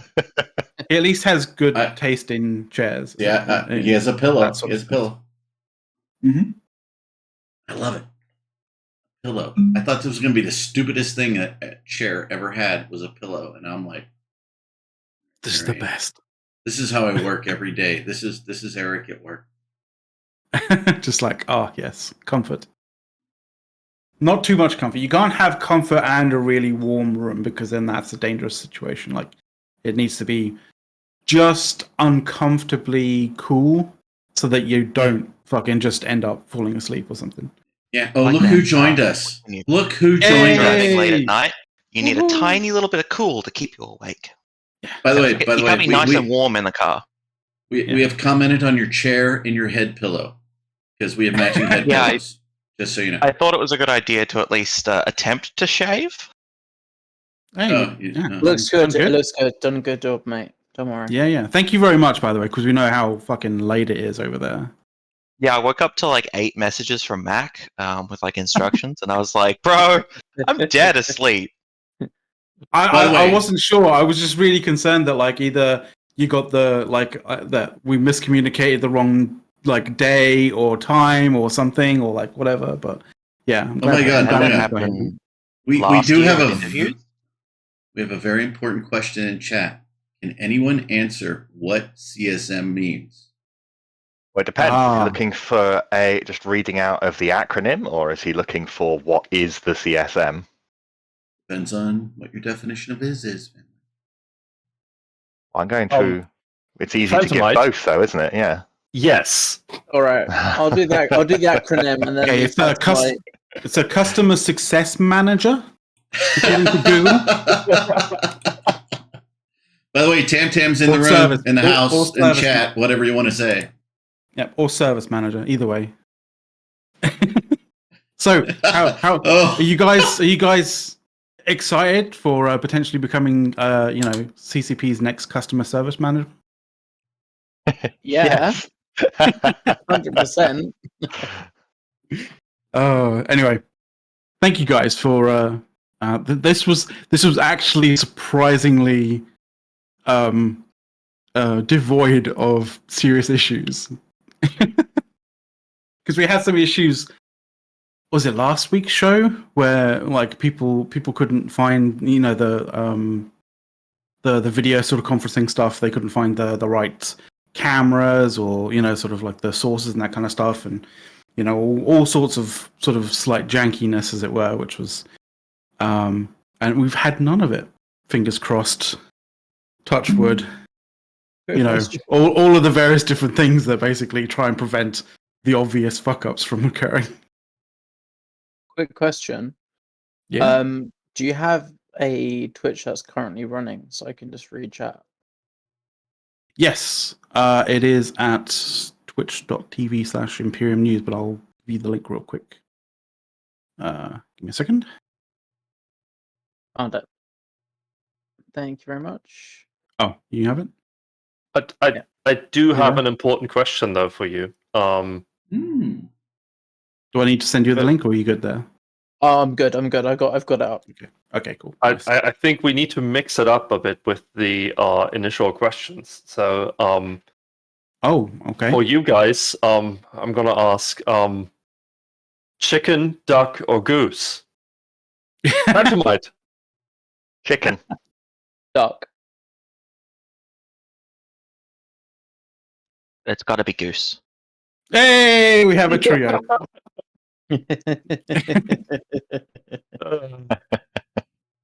We have the hat trick. I mean, both of you. I mean, Ariel and Frippy, you were aware that you could have chosen the same one, right? Yeah. But there wasn't just one of each available. Yeah, but I prefer duck. Thinking the chicken. I prefer duck, mate. Ducks win all the way. Ducks win all the way. In They like are a cute plum and they sauce taste or better. something. Exactly, they're cute and they taste better. I mean, Frippy's actually. I'm hoping he hasn't eaten it all. He was going to show you guys and the viewers an example of British cuisine. I never said that. I said I'm currently eating. Doesn't mean I was going to show it. I got fish and chips for dinner. I don't particularly want to show it because it's not particularly the best campaigning standpoint. Hey, I eat fish and chips. Look at me. I'm so British. You can be confident that every single time that I have a conference meeting with CCP, I will be eating some random meal of some form. Something specifically British. Potentially. Yeah. Well, I mean, Like a good before we colony, hopped on, I am always partial to good fish and chips with vinegar, and I always get judged in town. It's quite upsetting. Mate, salt and vinegar all the way on a fish and chips. Before we hopped on, I was just me and Frippy were just chatting, and he did reveal something that might be confusing to you guys in America. He is currently or has enjoyed some mushy peas. Oh yeah, that'll be confusing for Americans for sure. Oh, yeah, I'm fairly certain we've had some confusing conversations about that. It's just peas that have been mushed up in some spices. Like, how confusing is that? A little bit of spices and little bit of spices, and also a little bit of, I believe it's bicarb of soda actually, that kind of break it down. Yeah, but mushy peas are mushy peas. I mean, you got peas and you mush them up, really. Yeah. It's like a sauce. It makes it a sauce. Pretty much, yeah. It's kind of like a bit of a chunky sauce, which is pretty cool. Yeah. But I'm very much a fan of tartar sauce as well when it comes to fish. Yes, tartar sauce, banging. For sure. This is the important things that you need to know about your CSM, for sure. Yeah, so Frippy likes fish and chips. Vote for me. What is the predominant fish used in fish and chips? Oh my god, that's like asking how many letters there are in the alphabet. Yeah, like traditionally it's cod, but like there's a bunch cod, of. But there's also a lot of place. There's a lot of place in there, especially with cod become rarer and more expensive. Yeah. Wait. You're telling me that cod is more expensive than place in the UK? No, yeah, I don't think so. No, it's just all expensive. It's just all been creeping up. If you want to all see what a fairly piece of cod looks like, it looks like that. That's what a piece of fried bit of cod looks like. So, you know, there you go, guys. You've seen it here first. Fish and It doesn't chip. look very crisp, to be honest. It is fucking crispy. It's just the Okay, camera is good. fucking deformed. It just deformed the look of it. Yeah, the auto color control and all that kind of stuff on cameras can be a bit on the odd side at times. Yeah, you get fried fish sandwich here in the north of the U.S., and you're going to get cod usually. Well, but in the south, you better give them a real question, or we're going to be here talking about food for the rest of the show. That's right. Okay, well, that's right. Well, considering one of the last questions here was a question that was actually mentioned that it would be a good question for Ariel. I'm going to give this question obviously to Ariel, but obviously to all of you guys as well. I kind of feel like Ariel will be able to easily sort of go with this, so I guess we can go with Ariel first. But in your opinion, how much information is given to player? What is your opinion on how much information is given to players, like from the game servers, either through the clients or through the ESI endpoints as such? Like, do you think there's too much, too little? Are there too much in certain areas, too little in other areas? Like, how do you feel about that kind of level of information being given to players about the game at this point in time? Yeah, I think this is a really scary topic because ESI is in a pretty good state. ESI used to be from game design to us. They would decide what features they wanted us to develop. They would put that information into ESI and then expose that to us in return for us building a feature. The amount of information the game client exposes is utterly terrifying. And I don't think anyone actually puts enough time or effort or thought into the fact that ESI is not the problem with exposing information. The game client just literally shotguns a bazillion pieces of information at you and then shows you 5% of it. And ESI, the point of ESI was to stop people scraping the game client and give people a way to actually get information in a controlled way. And since ESI has been so unmaintained, people are actively scraping the game client for a ton of information now and getting way more than they should have, and that's not a fun place for anyone to be in. But by that, do you mean more than just log files? Yeah, absolutely. Okay. Players' locations in fleets and stuff like that. That's all supposed to be delayed by ESI.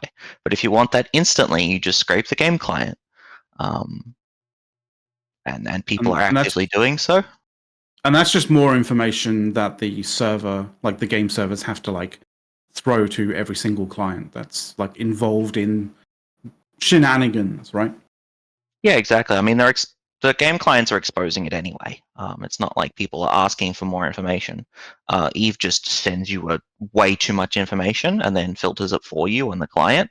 And if you bother to read it, it's all there. Okay. This is, by the way, this isn't in any particular kind of way of basically saying here's a way to sort of, cheat in any particular way. But this is just, well, understanding. Depending on the information, it sort of is, though, isn't it? It's understanding what needs to change, right? I mean, a lot of it is cheating. It's not fair on the people that are doing the right thing. Yeah, but what I'm saying is we're not trying to say go out and cheat. That's the point that I was just trying to make.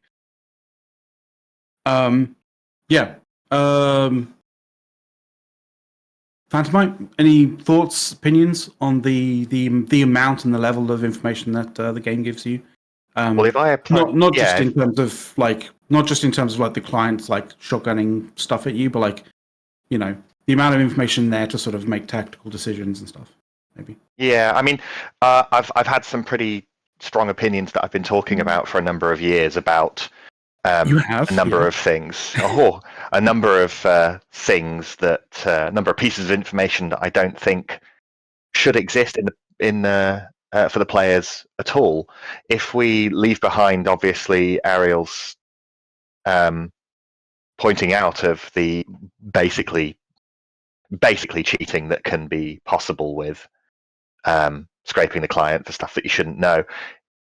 If we look at this just from a gameplay perspective rather than a technical perspective as well, I very much feel that the availability of such a deep amount of information in kill mails is detrimental to the social space in EVE Online. I can go into that in a second, but also the strategic information portion of the game as well, by which I mean it is extremely easy to go and see not just which systems things are happening in right now, or a few minutes ago, realistically, which is still an incredibly short amount of time, but the fact that it is exposed to developers to allow them to say it was 30 kilometers off of this Stargate is an absolutely wild amount of information that should actually be a task for players to use their skills and knowledge to go and do some espionage to figure this kind of thing out themselves. It's essentially taking a huge amount of work away from what could be players doing in-game research on what kind of things go on with certain players. And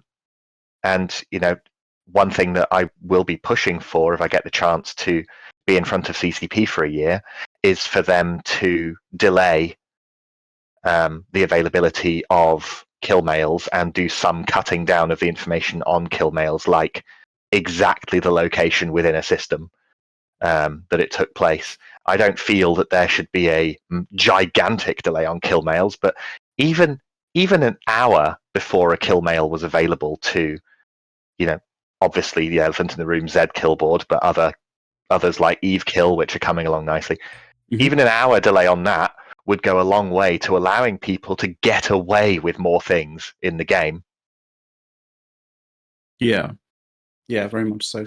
Frippy, you're a fairly new player to the game as such. I can understand that maybe you haven't sort of experienced too much of the sort of deluge of information that the game kind of gives you, or that the game gives developers, and they develop various different kind of things. But how do you kind of feel with compared to say other games that sort of Eve gives you just information overload?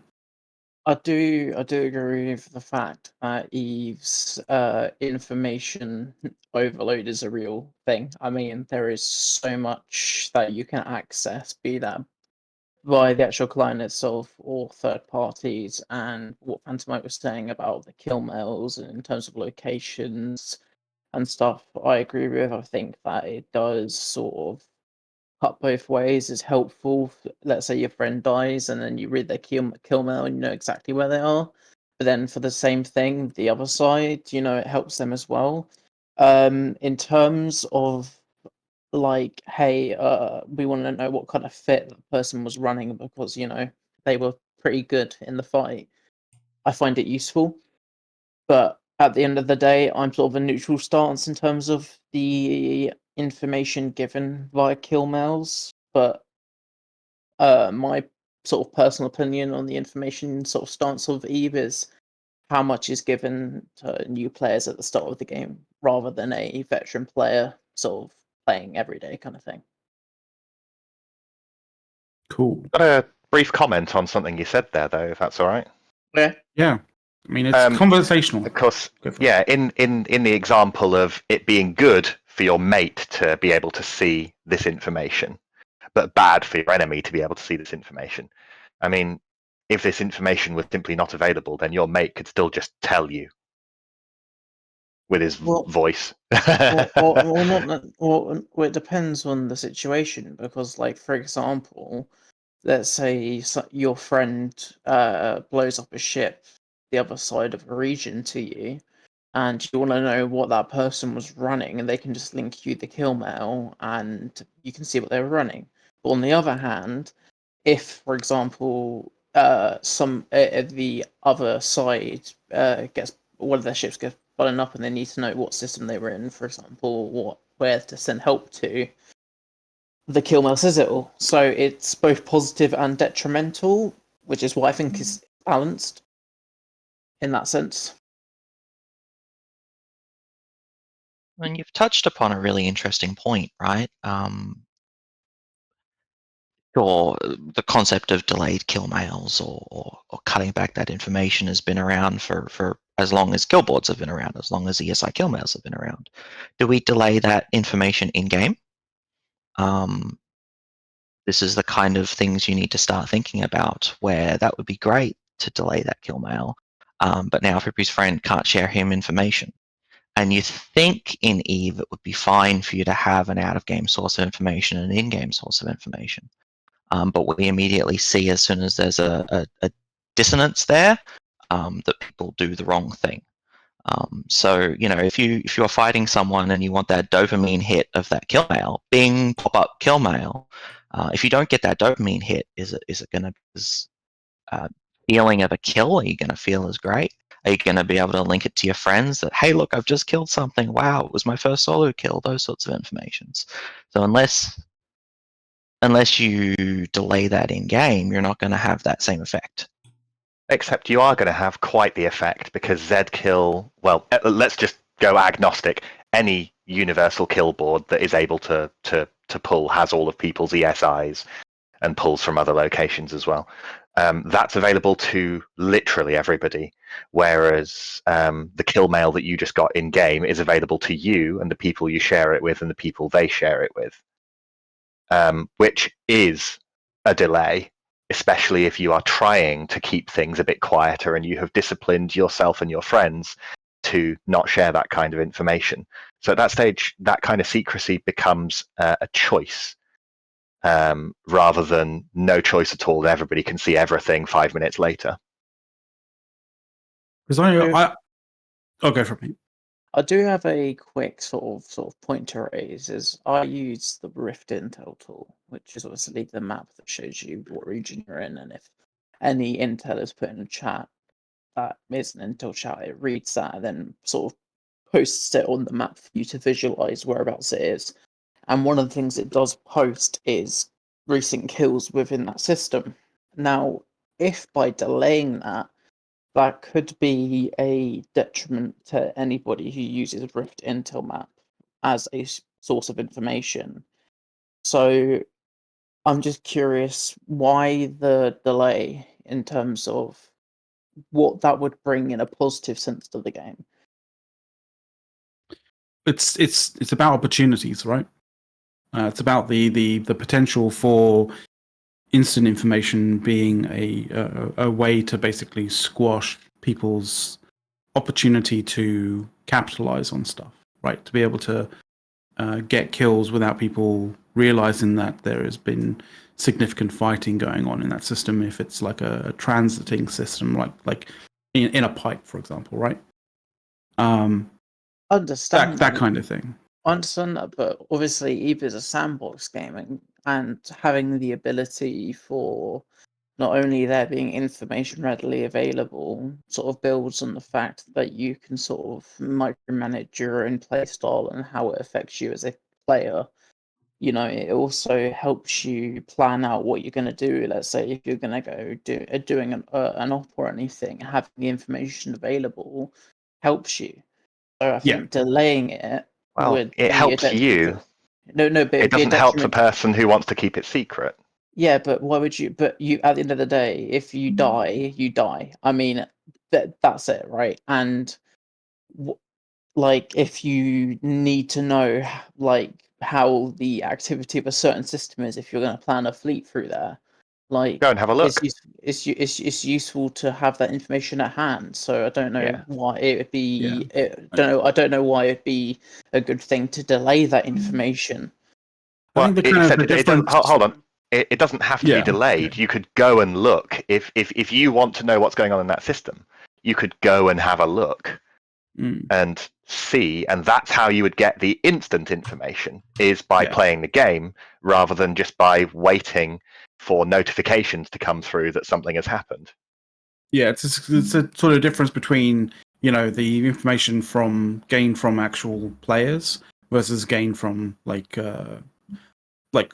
instant or automatic systems that basically just tell you, you know, some things happened in this because there's a kill mail and it's appeared on, you know, on like say a kill board of some form, right? So yeah, I mean, it'd be super cool. This isn't just about somebody dying; it's about somebody killing as well. I mean, it would be. I'm sure it would be marginally useful, at the very least, for a almost completely dead breed of PvPer now, which is the solo supercarrier pilot going and getting cheeky ganks. It would be particularly useful to them if every kill that they got didn't show up 5 minutes later. Instead, it turned up an hour later. Yeah. That's quite a niche area. So I just want to kind of... Well, it is now because there's not enough tools in the game to allow them to maintain a level of secrecy for a short amount of time. Not the secrecy that's the problem at all. I wanted to interject real quickly and give you guys a sort of a crumb to sort of think about or sort of, you know, consider, right? How about like taking the idea of information and actually physicalizing it in the game in some way, shape, or form? So the way I kind of see this was, you know, seeing some, I can't remember what it was, whether it was a cool, like, I know using sort of like a reference to Call of Duty would be like fucking terrible, but like one of the kind of interesting things that I saw in a Call of Duty tournament was the idea of basically people's losses or people getting killed actually dropping tags that they have to pick up in order to actually, you know, confirm a kill, right? So like the game mode kill confirmed kind of thing, but Yeah, instead you would drop some. Yeah, you drop like a bit of information in a wreck, for example, and somebody could pick up and, you know, instead, and that would contain a lot more information as such than you know, the information that you would get. While that is an idea, I think you are all getting too hung up on information just being there on kill mails, right? There are way more things where there is, in my opinion, way too much information out there, especially when it comes to intra-organizational information, right? An alliance knows exactly who mined how much out of what moon, which is something we didn't have 10 years ago. Mm-hmm. That's an interesting one because, you know, it was a trust-based thing beforehand. Yes. which I love to go nuts for this trust-based stuff, and sort of automating away the need to trust for anything is just an automation away of stories and fractures and distrust that could have happened in the game otherwise. I think it should be immensely more possible to secretly do that kind of thing to screw your own guys over, because that's such a non-problem for a small tight group of friends, but is a growing problem for a very large group that, you know, has too many people to be a small friend group. Something you might not be aware of, but wastage is not visible in that system whatsoever. You can most certainly go out with Type C crystals and destroy a moon, and that is not visible in ESI in any way, shape, or form. But what you can't do is steal from your alliance on a huge scale without them noticing, which is something that used to be possible. And it used to be a means for entire blocks to basically, you know, fracture as well. And when you say it was a positive change, they stopped that. I would say it's a positive change because it kind of it would be positive if it was changed backwards, because, like, you know, the intra kind of group, I wouldn't say rivalry in any way, shape, or form, but, like, you know, any kind of any situation that you can kind of start to cause internal friction is probably a good thing for, you know, keeping large blocks from, like, being super stable, right? I mean, this even featured as a tagline of one of Eve's biggest trailers with this "you break the trust, you break the alliance" thing. It was a trailer advertising about how in Eve you can go and use social manipulation to work your way up and screw a very large group of people over. And, you know, Soft's point about that being sort of bureaucracied away from the game is, you know, one of the big misses of the past decade. I mean, I can see why having the ability to view information on what certain minerals have been mined within moons within the territory of said alliance, and I can see where they can be useful to sort of director level people and sort of the admin level people, and I don't think it sort of breaks away from the trust element in terms of the fact that if you're a nice person and you know that you have to pay X amount of tax for what you mine in a certain place's space, then I don't see why that's a bad implementation to the game, because all they're doing is just giving more information for admin level people within alliances to make sure that people aren't fucking them. Yeah, but that's the point. Yeah, but well, it's a really important, I guess, like delineation to line, right? Like, absolutely, rob, steal, in game, absolutely, but could the paperwork side of things, you know, that boring stuff that you have to do before you can actually undock and play a spaceship game, is that where the robbing and stealing should be going on? Absolutely. I don't think so. It should, because having to getting rid of the paperwork is getting rid of the need to trust. You don't have to in this previous world where this information wasn't available. Nobody was making these people do the paperwork and do arduous checks. That's their choice. They didn't have to do the checks if they just trusted. Well, so here's a thought, right? So many people in this game, you know, utilize this game or sort of, you know, conduct themselves in this game with an absolute litany of alts, right? Alt accounts on all sorts of things, right? Part of that, at least I feel, right? Part of that I feel is down to the fact that it's easier to just, you know, do something on an alt than trust somebody else. Would sort of allowing, say, for example, and you know, this is sort of somewhat in Ariel's ballpark, allowing the sort of ESI endpoints to basically do an account-wide thing rather than just character-wide, back how it used to be to some degree, rather than just always individually character-wise. Would that impart some trust back into like some automatic trust and a slightly higher kind of bar for people who want to be, you know, disingenuous? Let's put it that way. Give an example. Say for example, if you wanted to basically, like, sort of spy or sort of be a spy in like an enemy's sort of corporation or that sort of thing. It's much easier now to be able to do that on an alt, even if that alt is on the same account as, like, you know, one of your main, like your main character, or one of the characters that's basically in your alliance as such.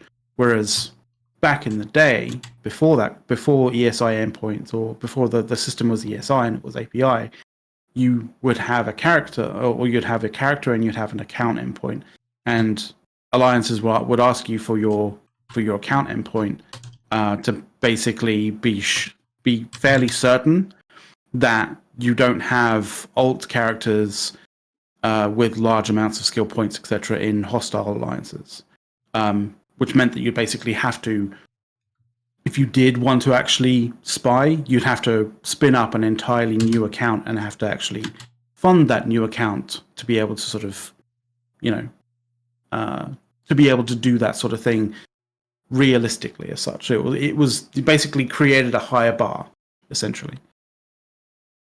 Do you get where I'm Yeah, I coming mean, from? That's fine. that stuff was taken away for a very, very good reason. Oh yeah, okay. I Please. don't account level information, whether you're Omega subbed, these kinds of things. It's really not information that your alliance or your affiliation should have in any way, shape, or form. It can be pretty toxic. That level is really dangerous. You can't be in our group unless you've paid for the video game. That's not a great culture to impart. That can't be universal. I mean, different groups want to play the game at different levels, and I think I think there's also an aspect of what account information could be shared via an endpoint. For example, whether you are actually Omega or not, on the account or whatever. That could be something that is omitted from the sort of account level or the multi-character level endpoint, for example, right? And should spying, should these opportunities really be locked behind someone willing to throw an extra $15 at the game? That's cutting out a lot of stories that could be happening in EVE. I don't like guess it. It hits me at a core level. I don't think I could express all the different ways that I don't like it. Yeah, okay. But the thing is that there are plenty of groups who, without being able to access the information in an automated manner as to every character on one account, they will ask you to send a screenshot of your login screen so that they can see the names. People should just get banned. I mean, if someone is asking you to do that on Discord, you put in a support ticket. No. Your character select screen, which yes. If someone is asking you to take a screenshot of your character selection screen, put in a support ticket. Hold on. Fuck off. Hold on. In the initiative, does it require that all members expose via ESI their wallet logs? Yes. I mean, right. Okay. I think that's just general in most normal. Places, most nullsec. That's my point. That is general in most places. Yeah. That is general in most places.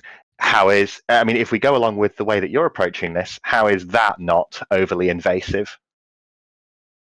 Because it creates a level of trust that you're not a spy within trying to infiltrate their organization. If you're willing to give up the information of all the accounts that you have, then they know that you're 100% committed to their cause and you're not a spy. So, I understand you have a disagreement against giving up all your own personal information about your accounts and whatnot, but I think I'm not expressing an opinion on this at the moment. I'm just trying to compare what Ariel was saying. Oh, this shouldn't be a thing, but apparently that's fine. So one method it's about trust, ESI. right? It's game design approved, and one way is absolutely not, and is against the EULA. That is not correct. How so? Because you can just force everyone that wants to join you to expose all 3 characters on your account to ESI. You have no way to guarantee that. You could literally make 3 different accounts and expose 1, 2, 3 characters, and you would have no way to verify that that is actually the case. And ESI is typically designed in that way. Are you sure? 100%. Yeah. You cannot determine which account a character is from in ESI. That is not possible. Because ESI tokens are per character. Accounts. They're not per account. Yeah, which is the difference between what ESI is now in that regard versus the API system of previous generations. I only work with very specific design decision. None of us were talking about groups that are looking to or techniques that are breaking the EULA. When I said that some groups will ask you to take a screenshot of your character selection screen, none of that breaks the EULA. Yes, that is a personal choice as to whether you will join that group or not if they require that. It is a personal choice about your own privacy, even if you're not intending to spy or do anything like that. Mm-hmm. It is a personal choice, but that is not against the EULA as such. Well, the Yeah, and understandably. And just to be clear again, character selection screen, not your account screen. Yeah. But the specific aspect of this question was, with regards to trust, right? Would that be a means of actually sort of bringing back trust in some way, shape, or form, versus somebody just deciding, sod trusting somebody, I can just run an alt and do that. Because this game is so heavily defined by, alt accounts as such. And it has been said various different times actually on this on this podcast about, like, the alt kind of armies that people have for doing various different things is just being a better solution than trusting anybody to do it. I mean, is this not a question more about the activities in the game and the way that they're designed in a lot of ways? I would say to be massively parallelizable. To some degree, yes, but it's also very much a case of security, right? And to some degree, security done in this game is done in an automatic kind of way, and in some instances is just completely vacant. And I always I was interested in terms of, like, you guys' sort of take and sort of perspective on that, which is kind of cool. Because I know going too far down the road on, like, narrowing into a decision or narrowing into a reason. I'd rather just see opportunities open up in game for that trust to be required than artificially, I guess, try to heighten that on a technical level. Eve shouldn't be a game about IT stuff. Eve should be a game about the things that happen in client, the things that happen in game. Open up some opportunities, make it so that running 20 skill farms and ice mining isn't the best way to make money, and you'll actually get some stuff happen in the game instead of trying to solve this, I guess, from a technical level, like, too early. This touches upon it again, but this is essentially a game design problem rather than a technical problem. Yeah, it does. It does go into. I feel that the by and large, where we see the most extreme multi-boxing usage, multi-account setups, is in PvE, rather than there's a fair amount of it in PvP as well. But that, unless you are breaking the EULA and input broadcasting, then the effectiveness of that rapidly diminishes as you keep adding accounts. Yeah, but it's minimized by basically curtailing that sort of stuff into areas where you actually have very minimal kind of interaction with the game, like on a constant basis, right? Well, do we want to talk about particular problem areas of the game that are especially conducive to scaling up multi-boxing? Strange you ask that one, Phantomite, because that is a question that I could pose to all of you. It may not be like that particular side, that particular aspect, but let me just find it real quickly. Yeah. So this particular question, right? In your opinion, what do you think is CCP's greatest weak point when it comes to feature development? Shall we go with Frippy first? So you said, what? Could you repeat the question? Yeah. In your opinion, what do you think is CCP's greatest weak point when it comes to feature development? So developing the game, developing new things to come into the game. Like what does CCP seems to be the worst at when it comes to that?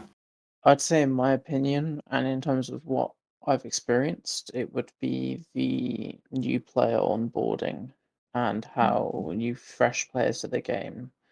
I'm not talking about people creating ops and then joining them, and I'm talking about fresh players to the game, how their experience is when they join the game and how they are to learn the game, because if they don't have a corporation or an alliance to join straight off the bat to teach them, there's not a lot of information within the game that is helping new players in terms of the sort of main mechanics, be that efficient ship fitting or how to efficiently PvP or PvE.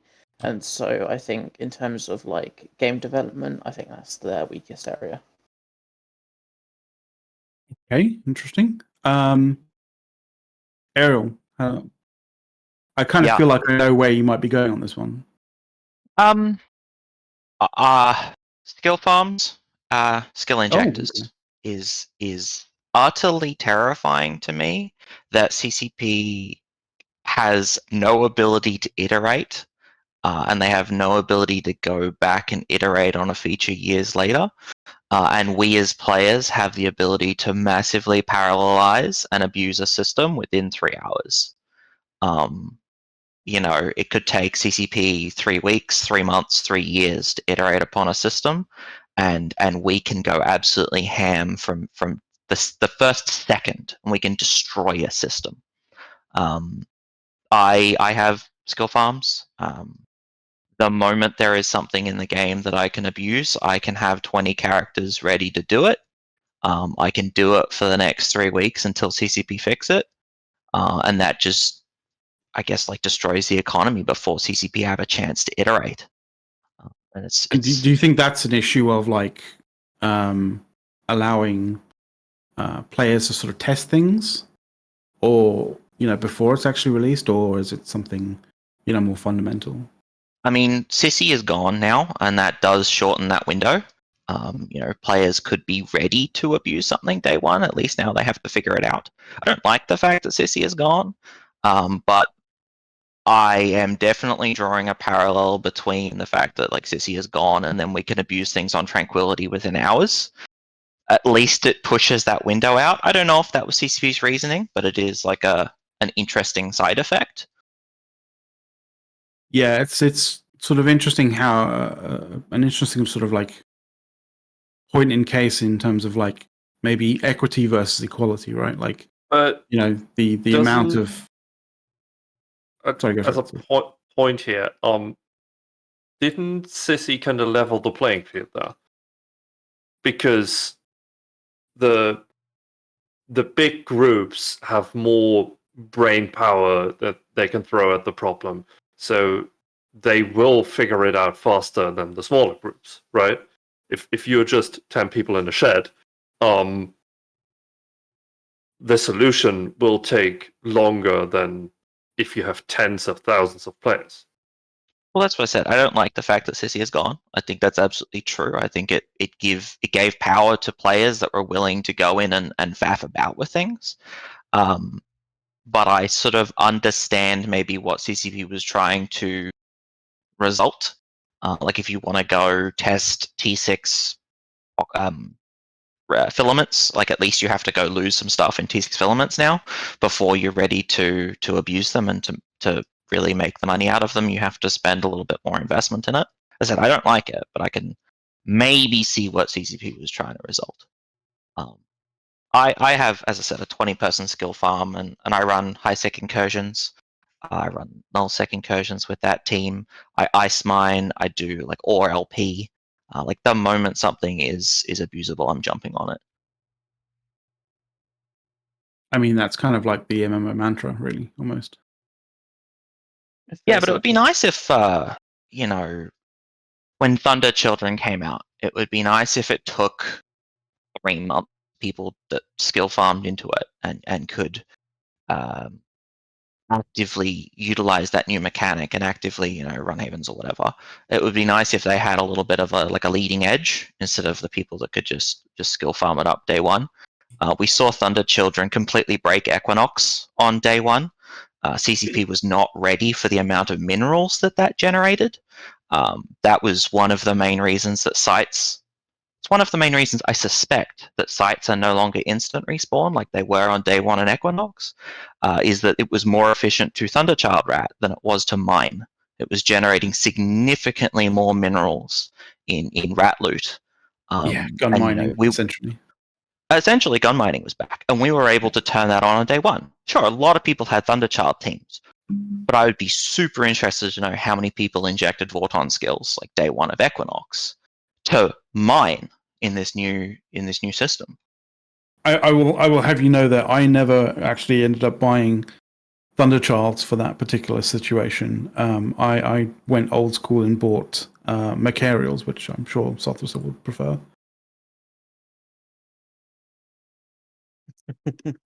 So I gave a thumbs up. Come on. Oh, okay, cool. Right, sorry, I wasn't looking at that. That's why I laughed. That he gave a thumbs up. Fair enough. But yes, everybody knows that Sothrisil loves Macarials. Plus, I kind of feel like they have a little bit more, variability in terms of finding a tertiary use for them, rather than smart bombing, which is nice. But yeah, awesome, Ariel. Thank you very much for that. Phantomite. In terms of what you think CCP's greatest weak point when it comes to feature development? It touches upon the new player experience, like Frippy did as well. And I think that CCP has misunderstood something the best part of 15 years ago and has been running with the wrong end of the stick for some time around new players and retention and learning the game all in one thing. And that is the idea. I think it's oversimplified for CCP to have thought get players into corporations. I think that what CCP thinks happens is that if you get players into corporations, they stick around. The way that it very much seems to be instead is if you get players to make friends with each other, they stick around. Corporations should be a result of your friendships, be it forming a corp with your friends or as a group of friends helping each other to find a corporation, because two pairs of eyes is better than one. And one of the results of this oversimplified idea of get players into corps, one of the results is the corporation advert system, which anybody who has been there will see that it is basically more or less if you look at the content in there, it is more or less a hellscape that is dominated by noob farms, by groups that say that they do the things we do: wormholes, high sec, low sec, null sec, mining, buyback, and they're doing like 50% G to buyback, or they don't actually have any actives, or their experience in wormholes is that occasionally one of their dudes probes them down in high sec once a month, and they go in and do some relic sites or something.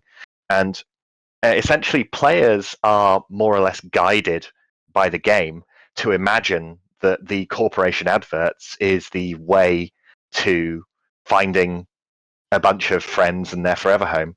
And while I'm sure that it definitely happens that they will join some people will join corporations and make friends, what is really happening is that new players who come across the corporation advert interface are by and large just being eaten by predatory, or at the very least, very poor enthusiasm groups.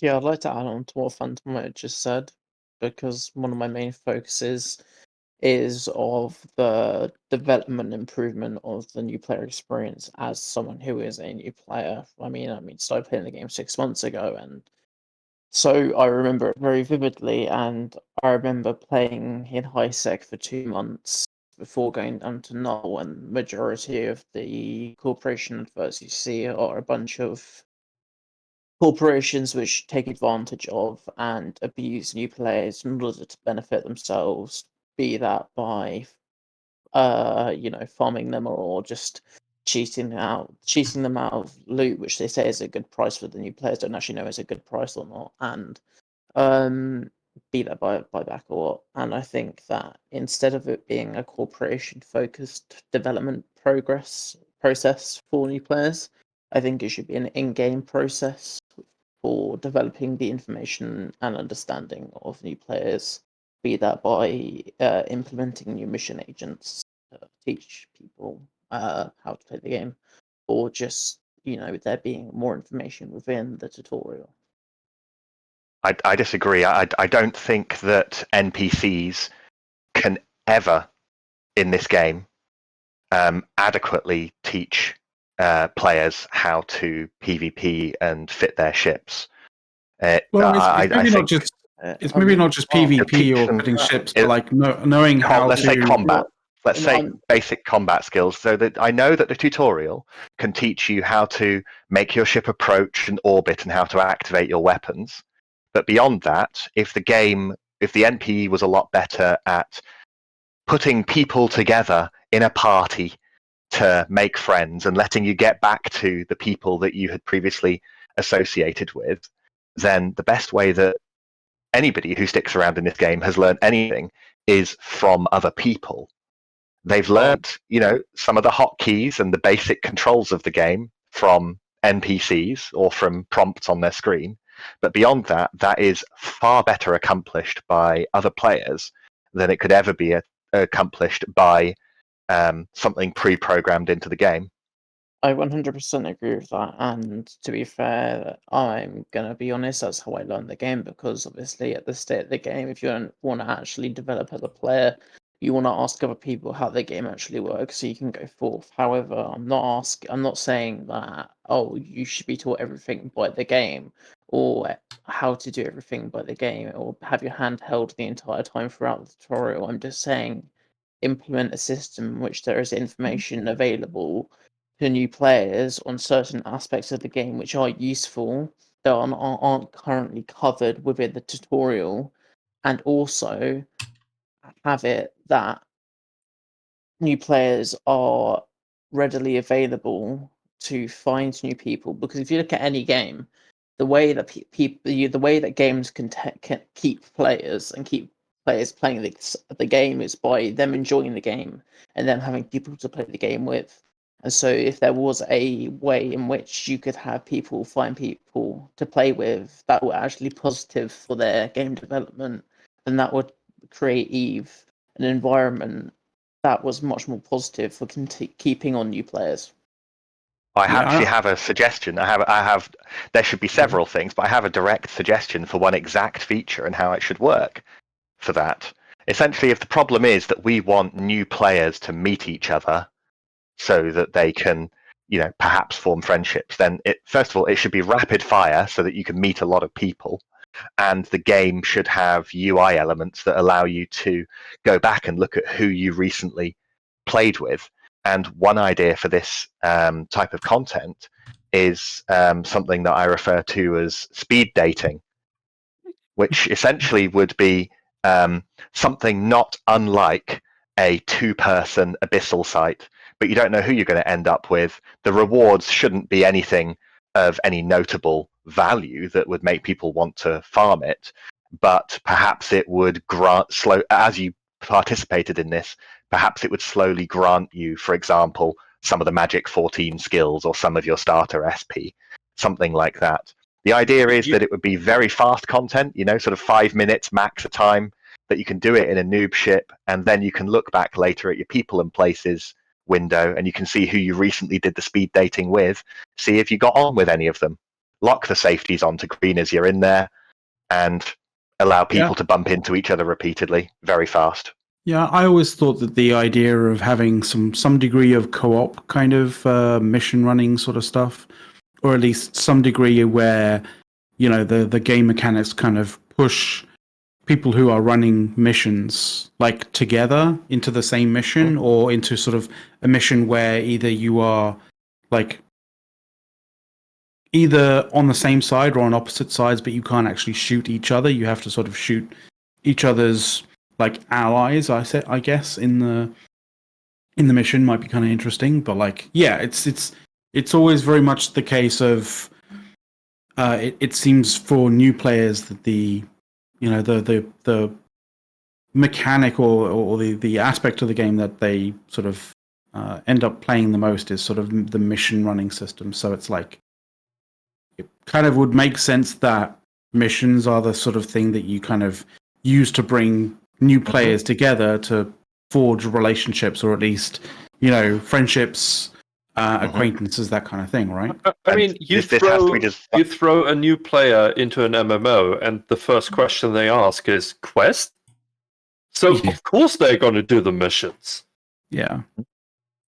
And obviously, we really want to really push this kind of design of to whatever this content would be, this quest content would be. It has to really be pushed down to an income level that makes it not something that people want to repeatedly go and farm in, because we want new players to be bumping into new players here. So, perhaps it should be a major after the initial tutorial part of the game to grant you some things that you're going to want as a new player, like accelerated learning of some basic skills, things like that. That would be cool. Yeah. Yeah, that would be cool. And I mean, one of the things I did sort of put in my forum post was sort of maybe to implement in, high sec, not sec, let's say whatever, but specifically we're talking about new players here, so let's talk about high sec. To be implement a PvE activity that could be accessed by new players that encourages teamwork, and therefore you're bumping into other people and have the greater opportunity of creating friendships via doing team-based PvE activities. And I know there are already such things within the game, but if you could sort of specify it down towards really having it in areas in which new players spawn within, depending on what bridge they pick at the starting screen, that would sort of help new players find new people to play with and therefore create relationships, and that could put them towards forming a corporation or joining a corporation which maybe another person's in. That sort of onboarding and helping the sort of smoothness of the onboarding process would therefore sort of keep players playing the game. Yeah, I mean that's basically my point. But yeah, don't make players join corps, make them make friends. Corps will happen naturally afterwards. Yeah. Awesome. Let's lighten it up a little bit as such.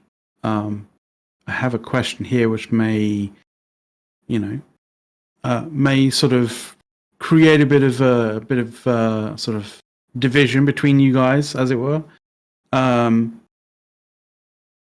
Regarding cider.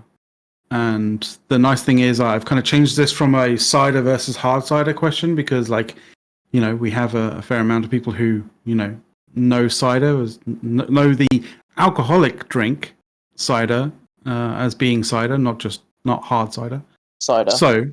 So the question is, summer fruit cider, pear cider, apple cider, or no cider at all? Good question. Depends on the price, really.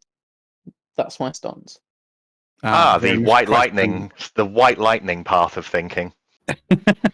Yeah, I mean, as a uni student, money's everything. So yeah, if it's cheap, I'm having it. Same price. If everything was the same price and I had to pick between apple, pear, or summer fruits or none, I'd probably go apple, because the original is always the best, Yeah. Nice. Phantom, if it's all the same. I am unfortunately a fruit juice person rather than a cider person, so I'm going to have. I'm being forced to pick the no cider at all option here. Oof. Okay. Ariel? Australia really struggled on the cider scene. Like, I literally couldn't get cider unless I went down to our bigger capital cities. A lot of people, like literally in my state, had never heard of cider. Or you could get a 6-pack of Strongbow at the bottle-o. That was about it. It was super. It was super hard to get and hard to find, and then all of a sudden it kind of exploded overnight. And now you've got to start asking questions like dry apple cider or sweet apple cider or somewhere in between. There's so much spectrum. I don't even know what a summer fruit cider is. I guess we haven't figured that one out yet. It's basically like, you can get ciders that aren't like apple cider or pear cider. They're like sort of like mixed berries mixed berries cider, or like A popular kind of thing. flavor. A popular flavor within the UK is like strawberry and lime. So Yeah, like that sort of thing. stuff like that. So it's more like different fruit flavored ciders. Maybe I'm showing that I live in one of our worst states. If I went down to the bigger capital cities, maybe they'd have summer fruit cider. But it's got to be dry apple cider. Don't like it too sweet. I respect that. Yeah, that's not. The thing that I like about the like those summer fruit ciders or the other kind of ciders are like they are horrendously sweet. I don't like to admit it as a 30-year-old, but if I drink too much sweet apple cider, acne happens. How that still happens as a 30-year-old, I don't know. So who knows, man? Who knows? But that's a weird kind of like situation to occur. That is very strange. But hey, cool. We're kind of breaking into the last 20 minutes of the show, as it were. So I think the question, before we get to like the last kind of questions and such, I think we should sort of ask a very pertinent question for CSMers or future CSMers or wannabe CSMers, right? How would you approach getting CCP to take seriously the issues of your particular playstyle or of your particular focus on your CSM campaign, or the sort of playstyles or sort of voters, or playstyles of your voters or of your demographic? So anybody who is voting specifically for you, like how would you go about and actually, convince CCP to take seriously, this aspect of the game when they're working on, some other aspect of the game, right? Ariel, do you want to go with that? sure, yeah, we can't make CCP listen by absolutely any means, but we are working on strongly reframing the narrative, not from just like ESI is good or ESI adds value, but this is the business impact that it's having on your product.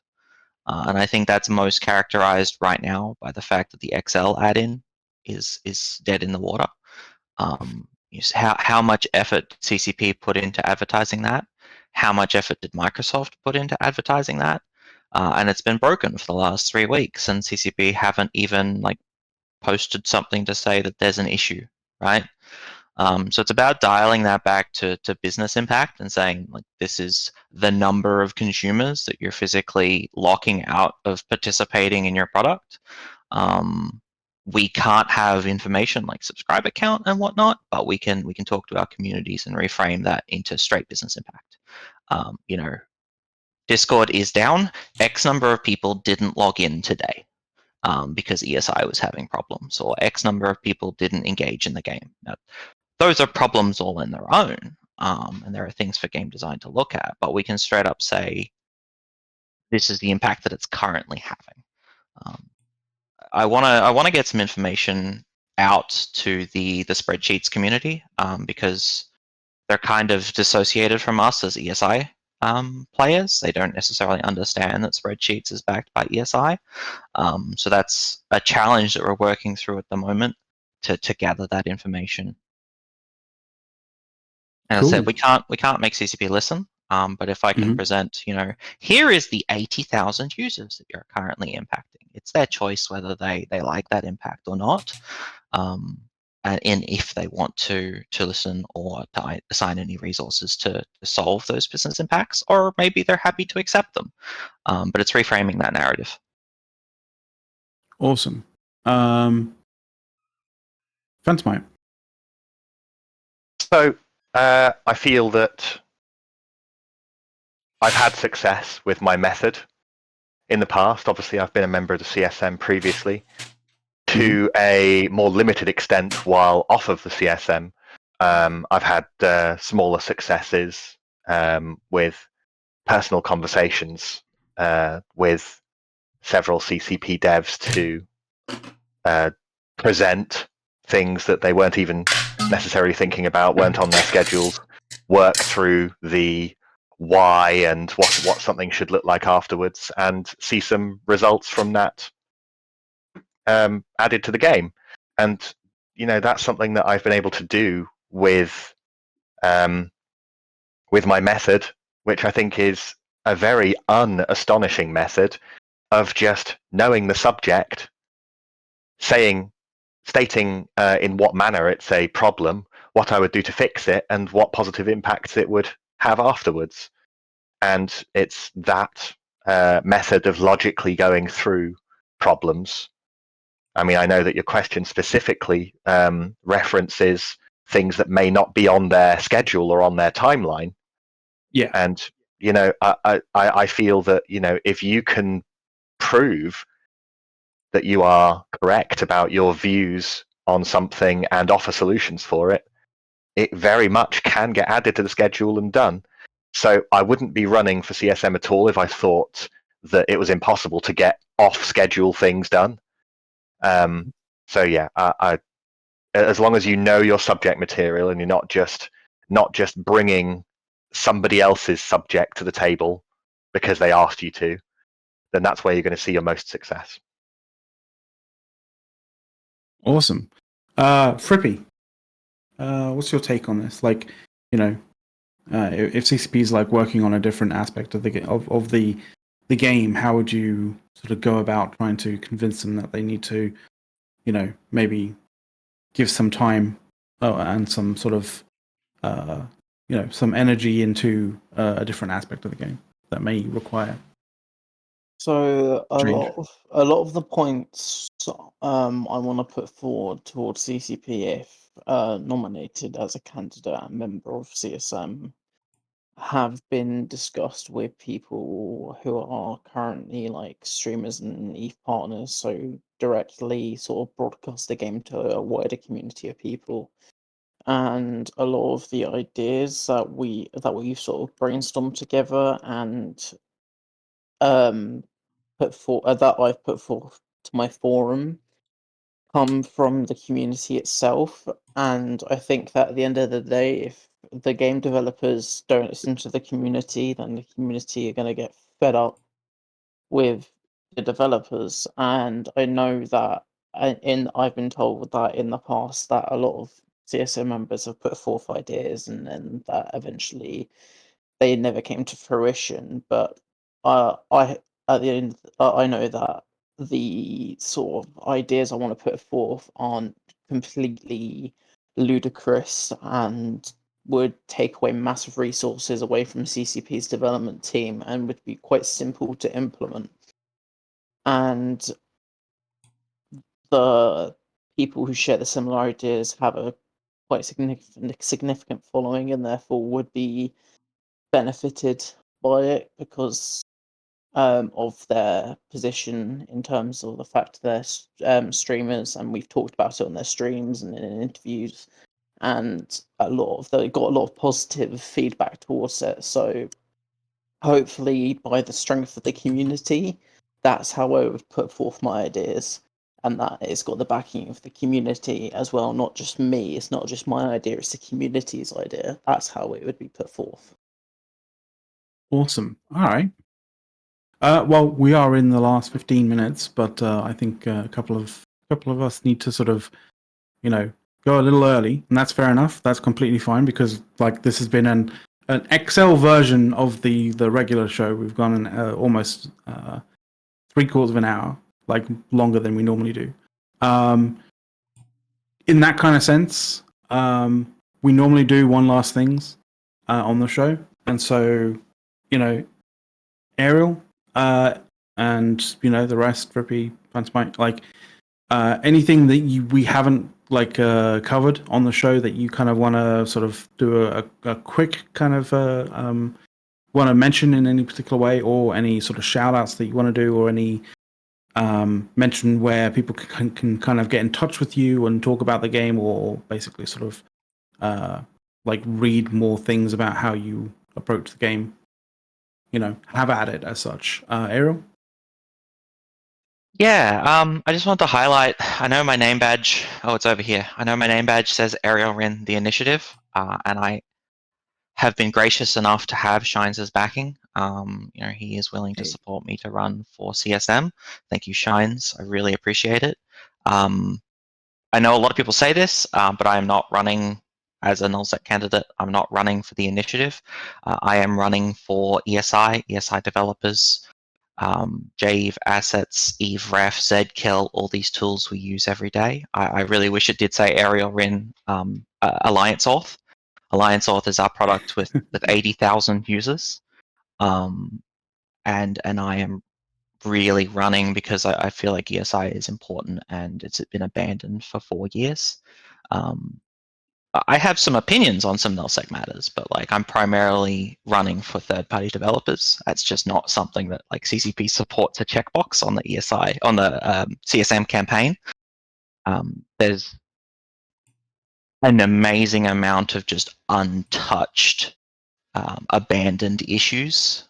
My CSM thread has a really long timeline of the, I guess, neglect of ESI. It has, the 250 issues that have been untouched by CCP in 4 years. There's a ton of detail in my CSM thread. If you are interested in ESI in any way, shape, or form, check that out.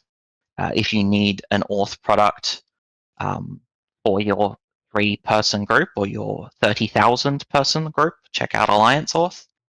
And my last, I guess, Hail Mary is to tell anyone listening at CCP that we send our email address with every request, but they discard it, unfortunately. So every single time that we query the Eve server for information, we put in, who we are, what our app is, and our email address to contact us. And CCP throw that in the bin, and they decide to IP ban us if there's any like weirdness going on instead of contacting us. That's how CCP have accidentally IP banned Zkill before. That went down like a fart in an elevator. Yeah, just a bit. Please try to contact us if there's an issue. Like we want to talk to you. I don't know why you don't want to talk to us. So even if I don't get elected, some movement in that. Use our contact details and contact us. That's really 99% of what I'm asking for, which is really sad. Yeah, it doesn't seem like it's too much to ask for, right?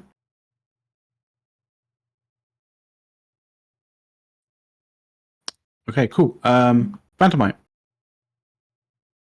For a quick overview of myself and a page of specifics that I'll be advocating for on the CSM, you can very simply visit phantomite.com. You'll find links to my Discord, to my EVE Online thread, and essentially what I'm trying to do by running for CSM is I don't think that a lot of EVE's big problems can be solved with content patches and small rebalances of individual ships and weapons.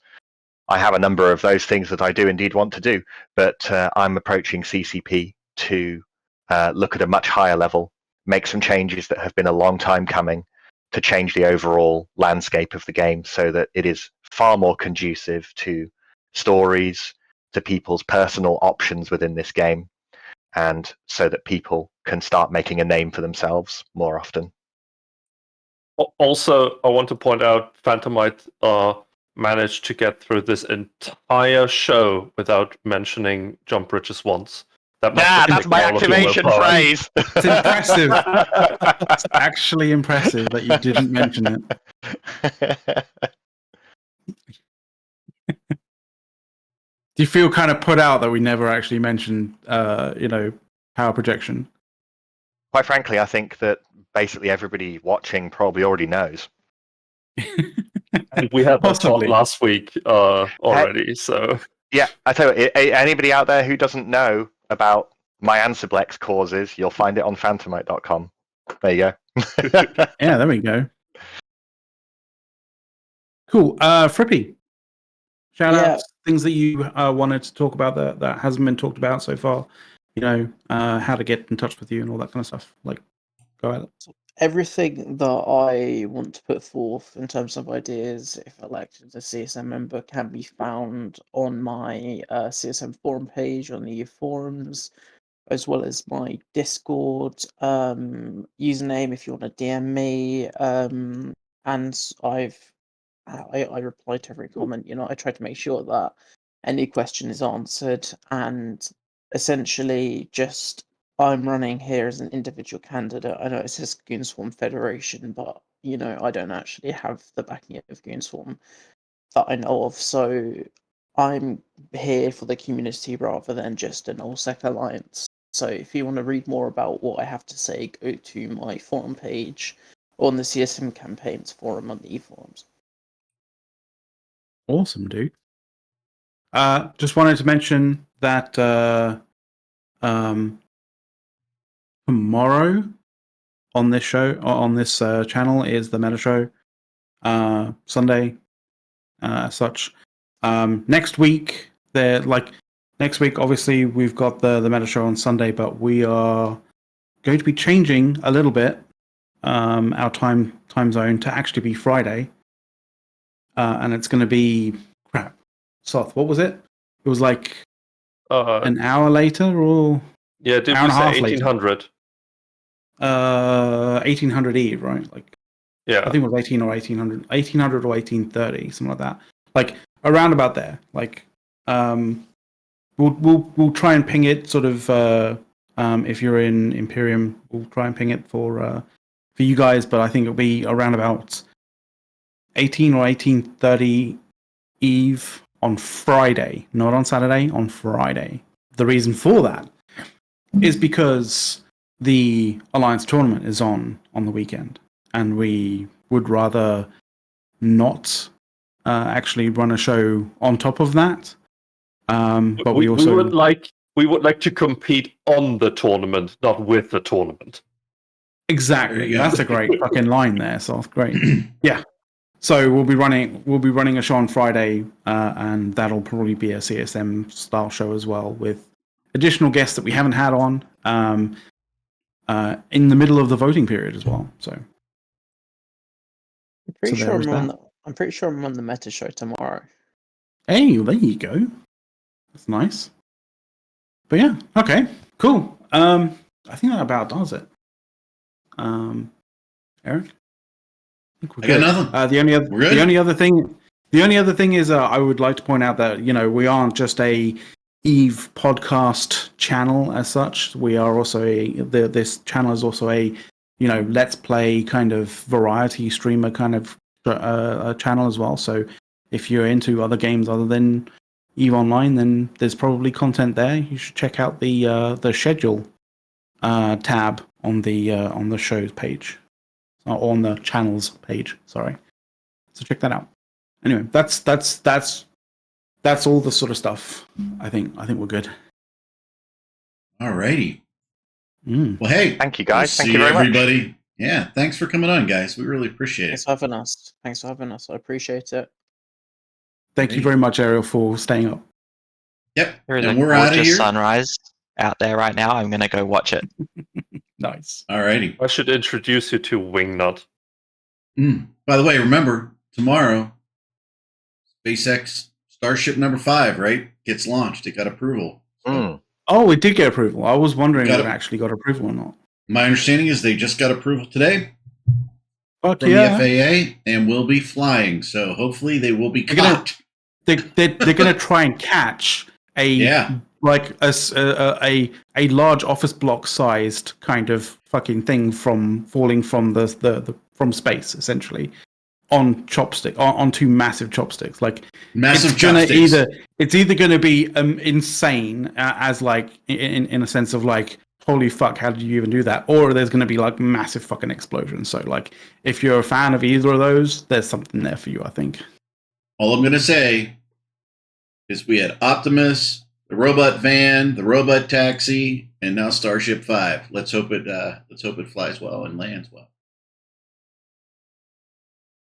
Yeah. Did I mention a bunch of things that people don't know what they are? Later, we're out of here. I gotta outro in. I gotta go to my next appointment. Take care, dude. We're clear. We're clear. Sorry.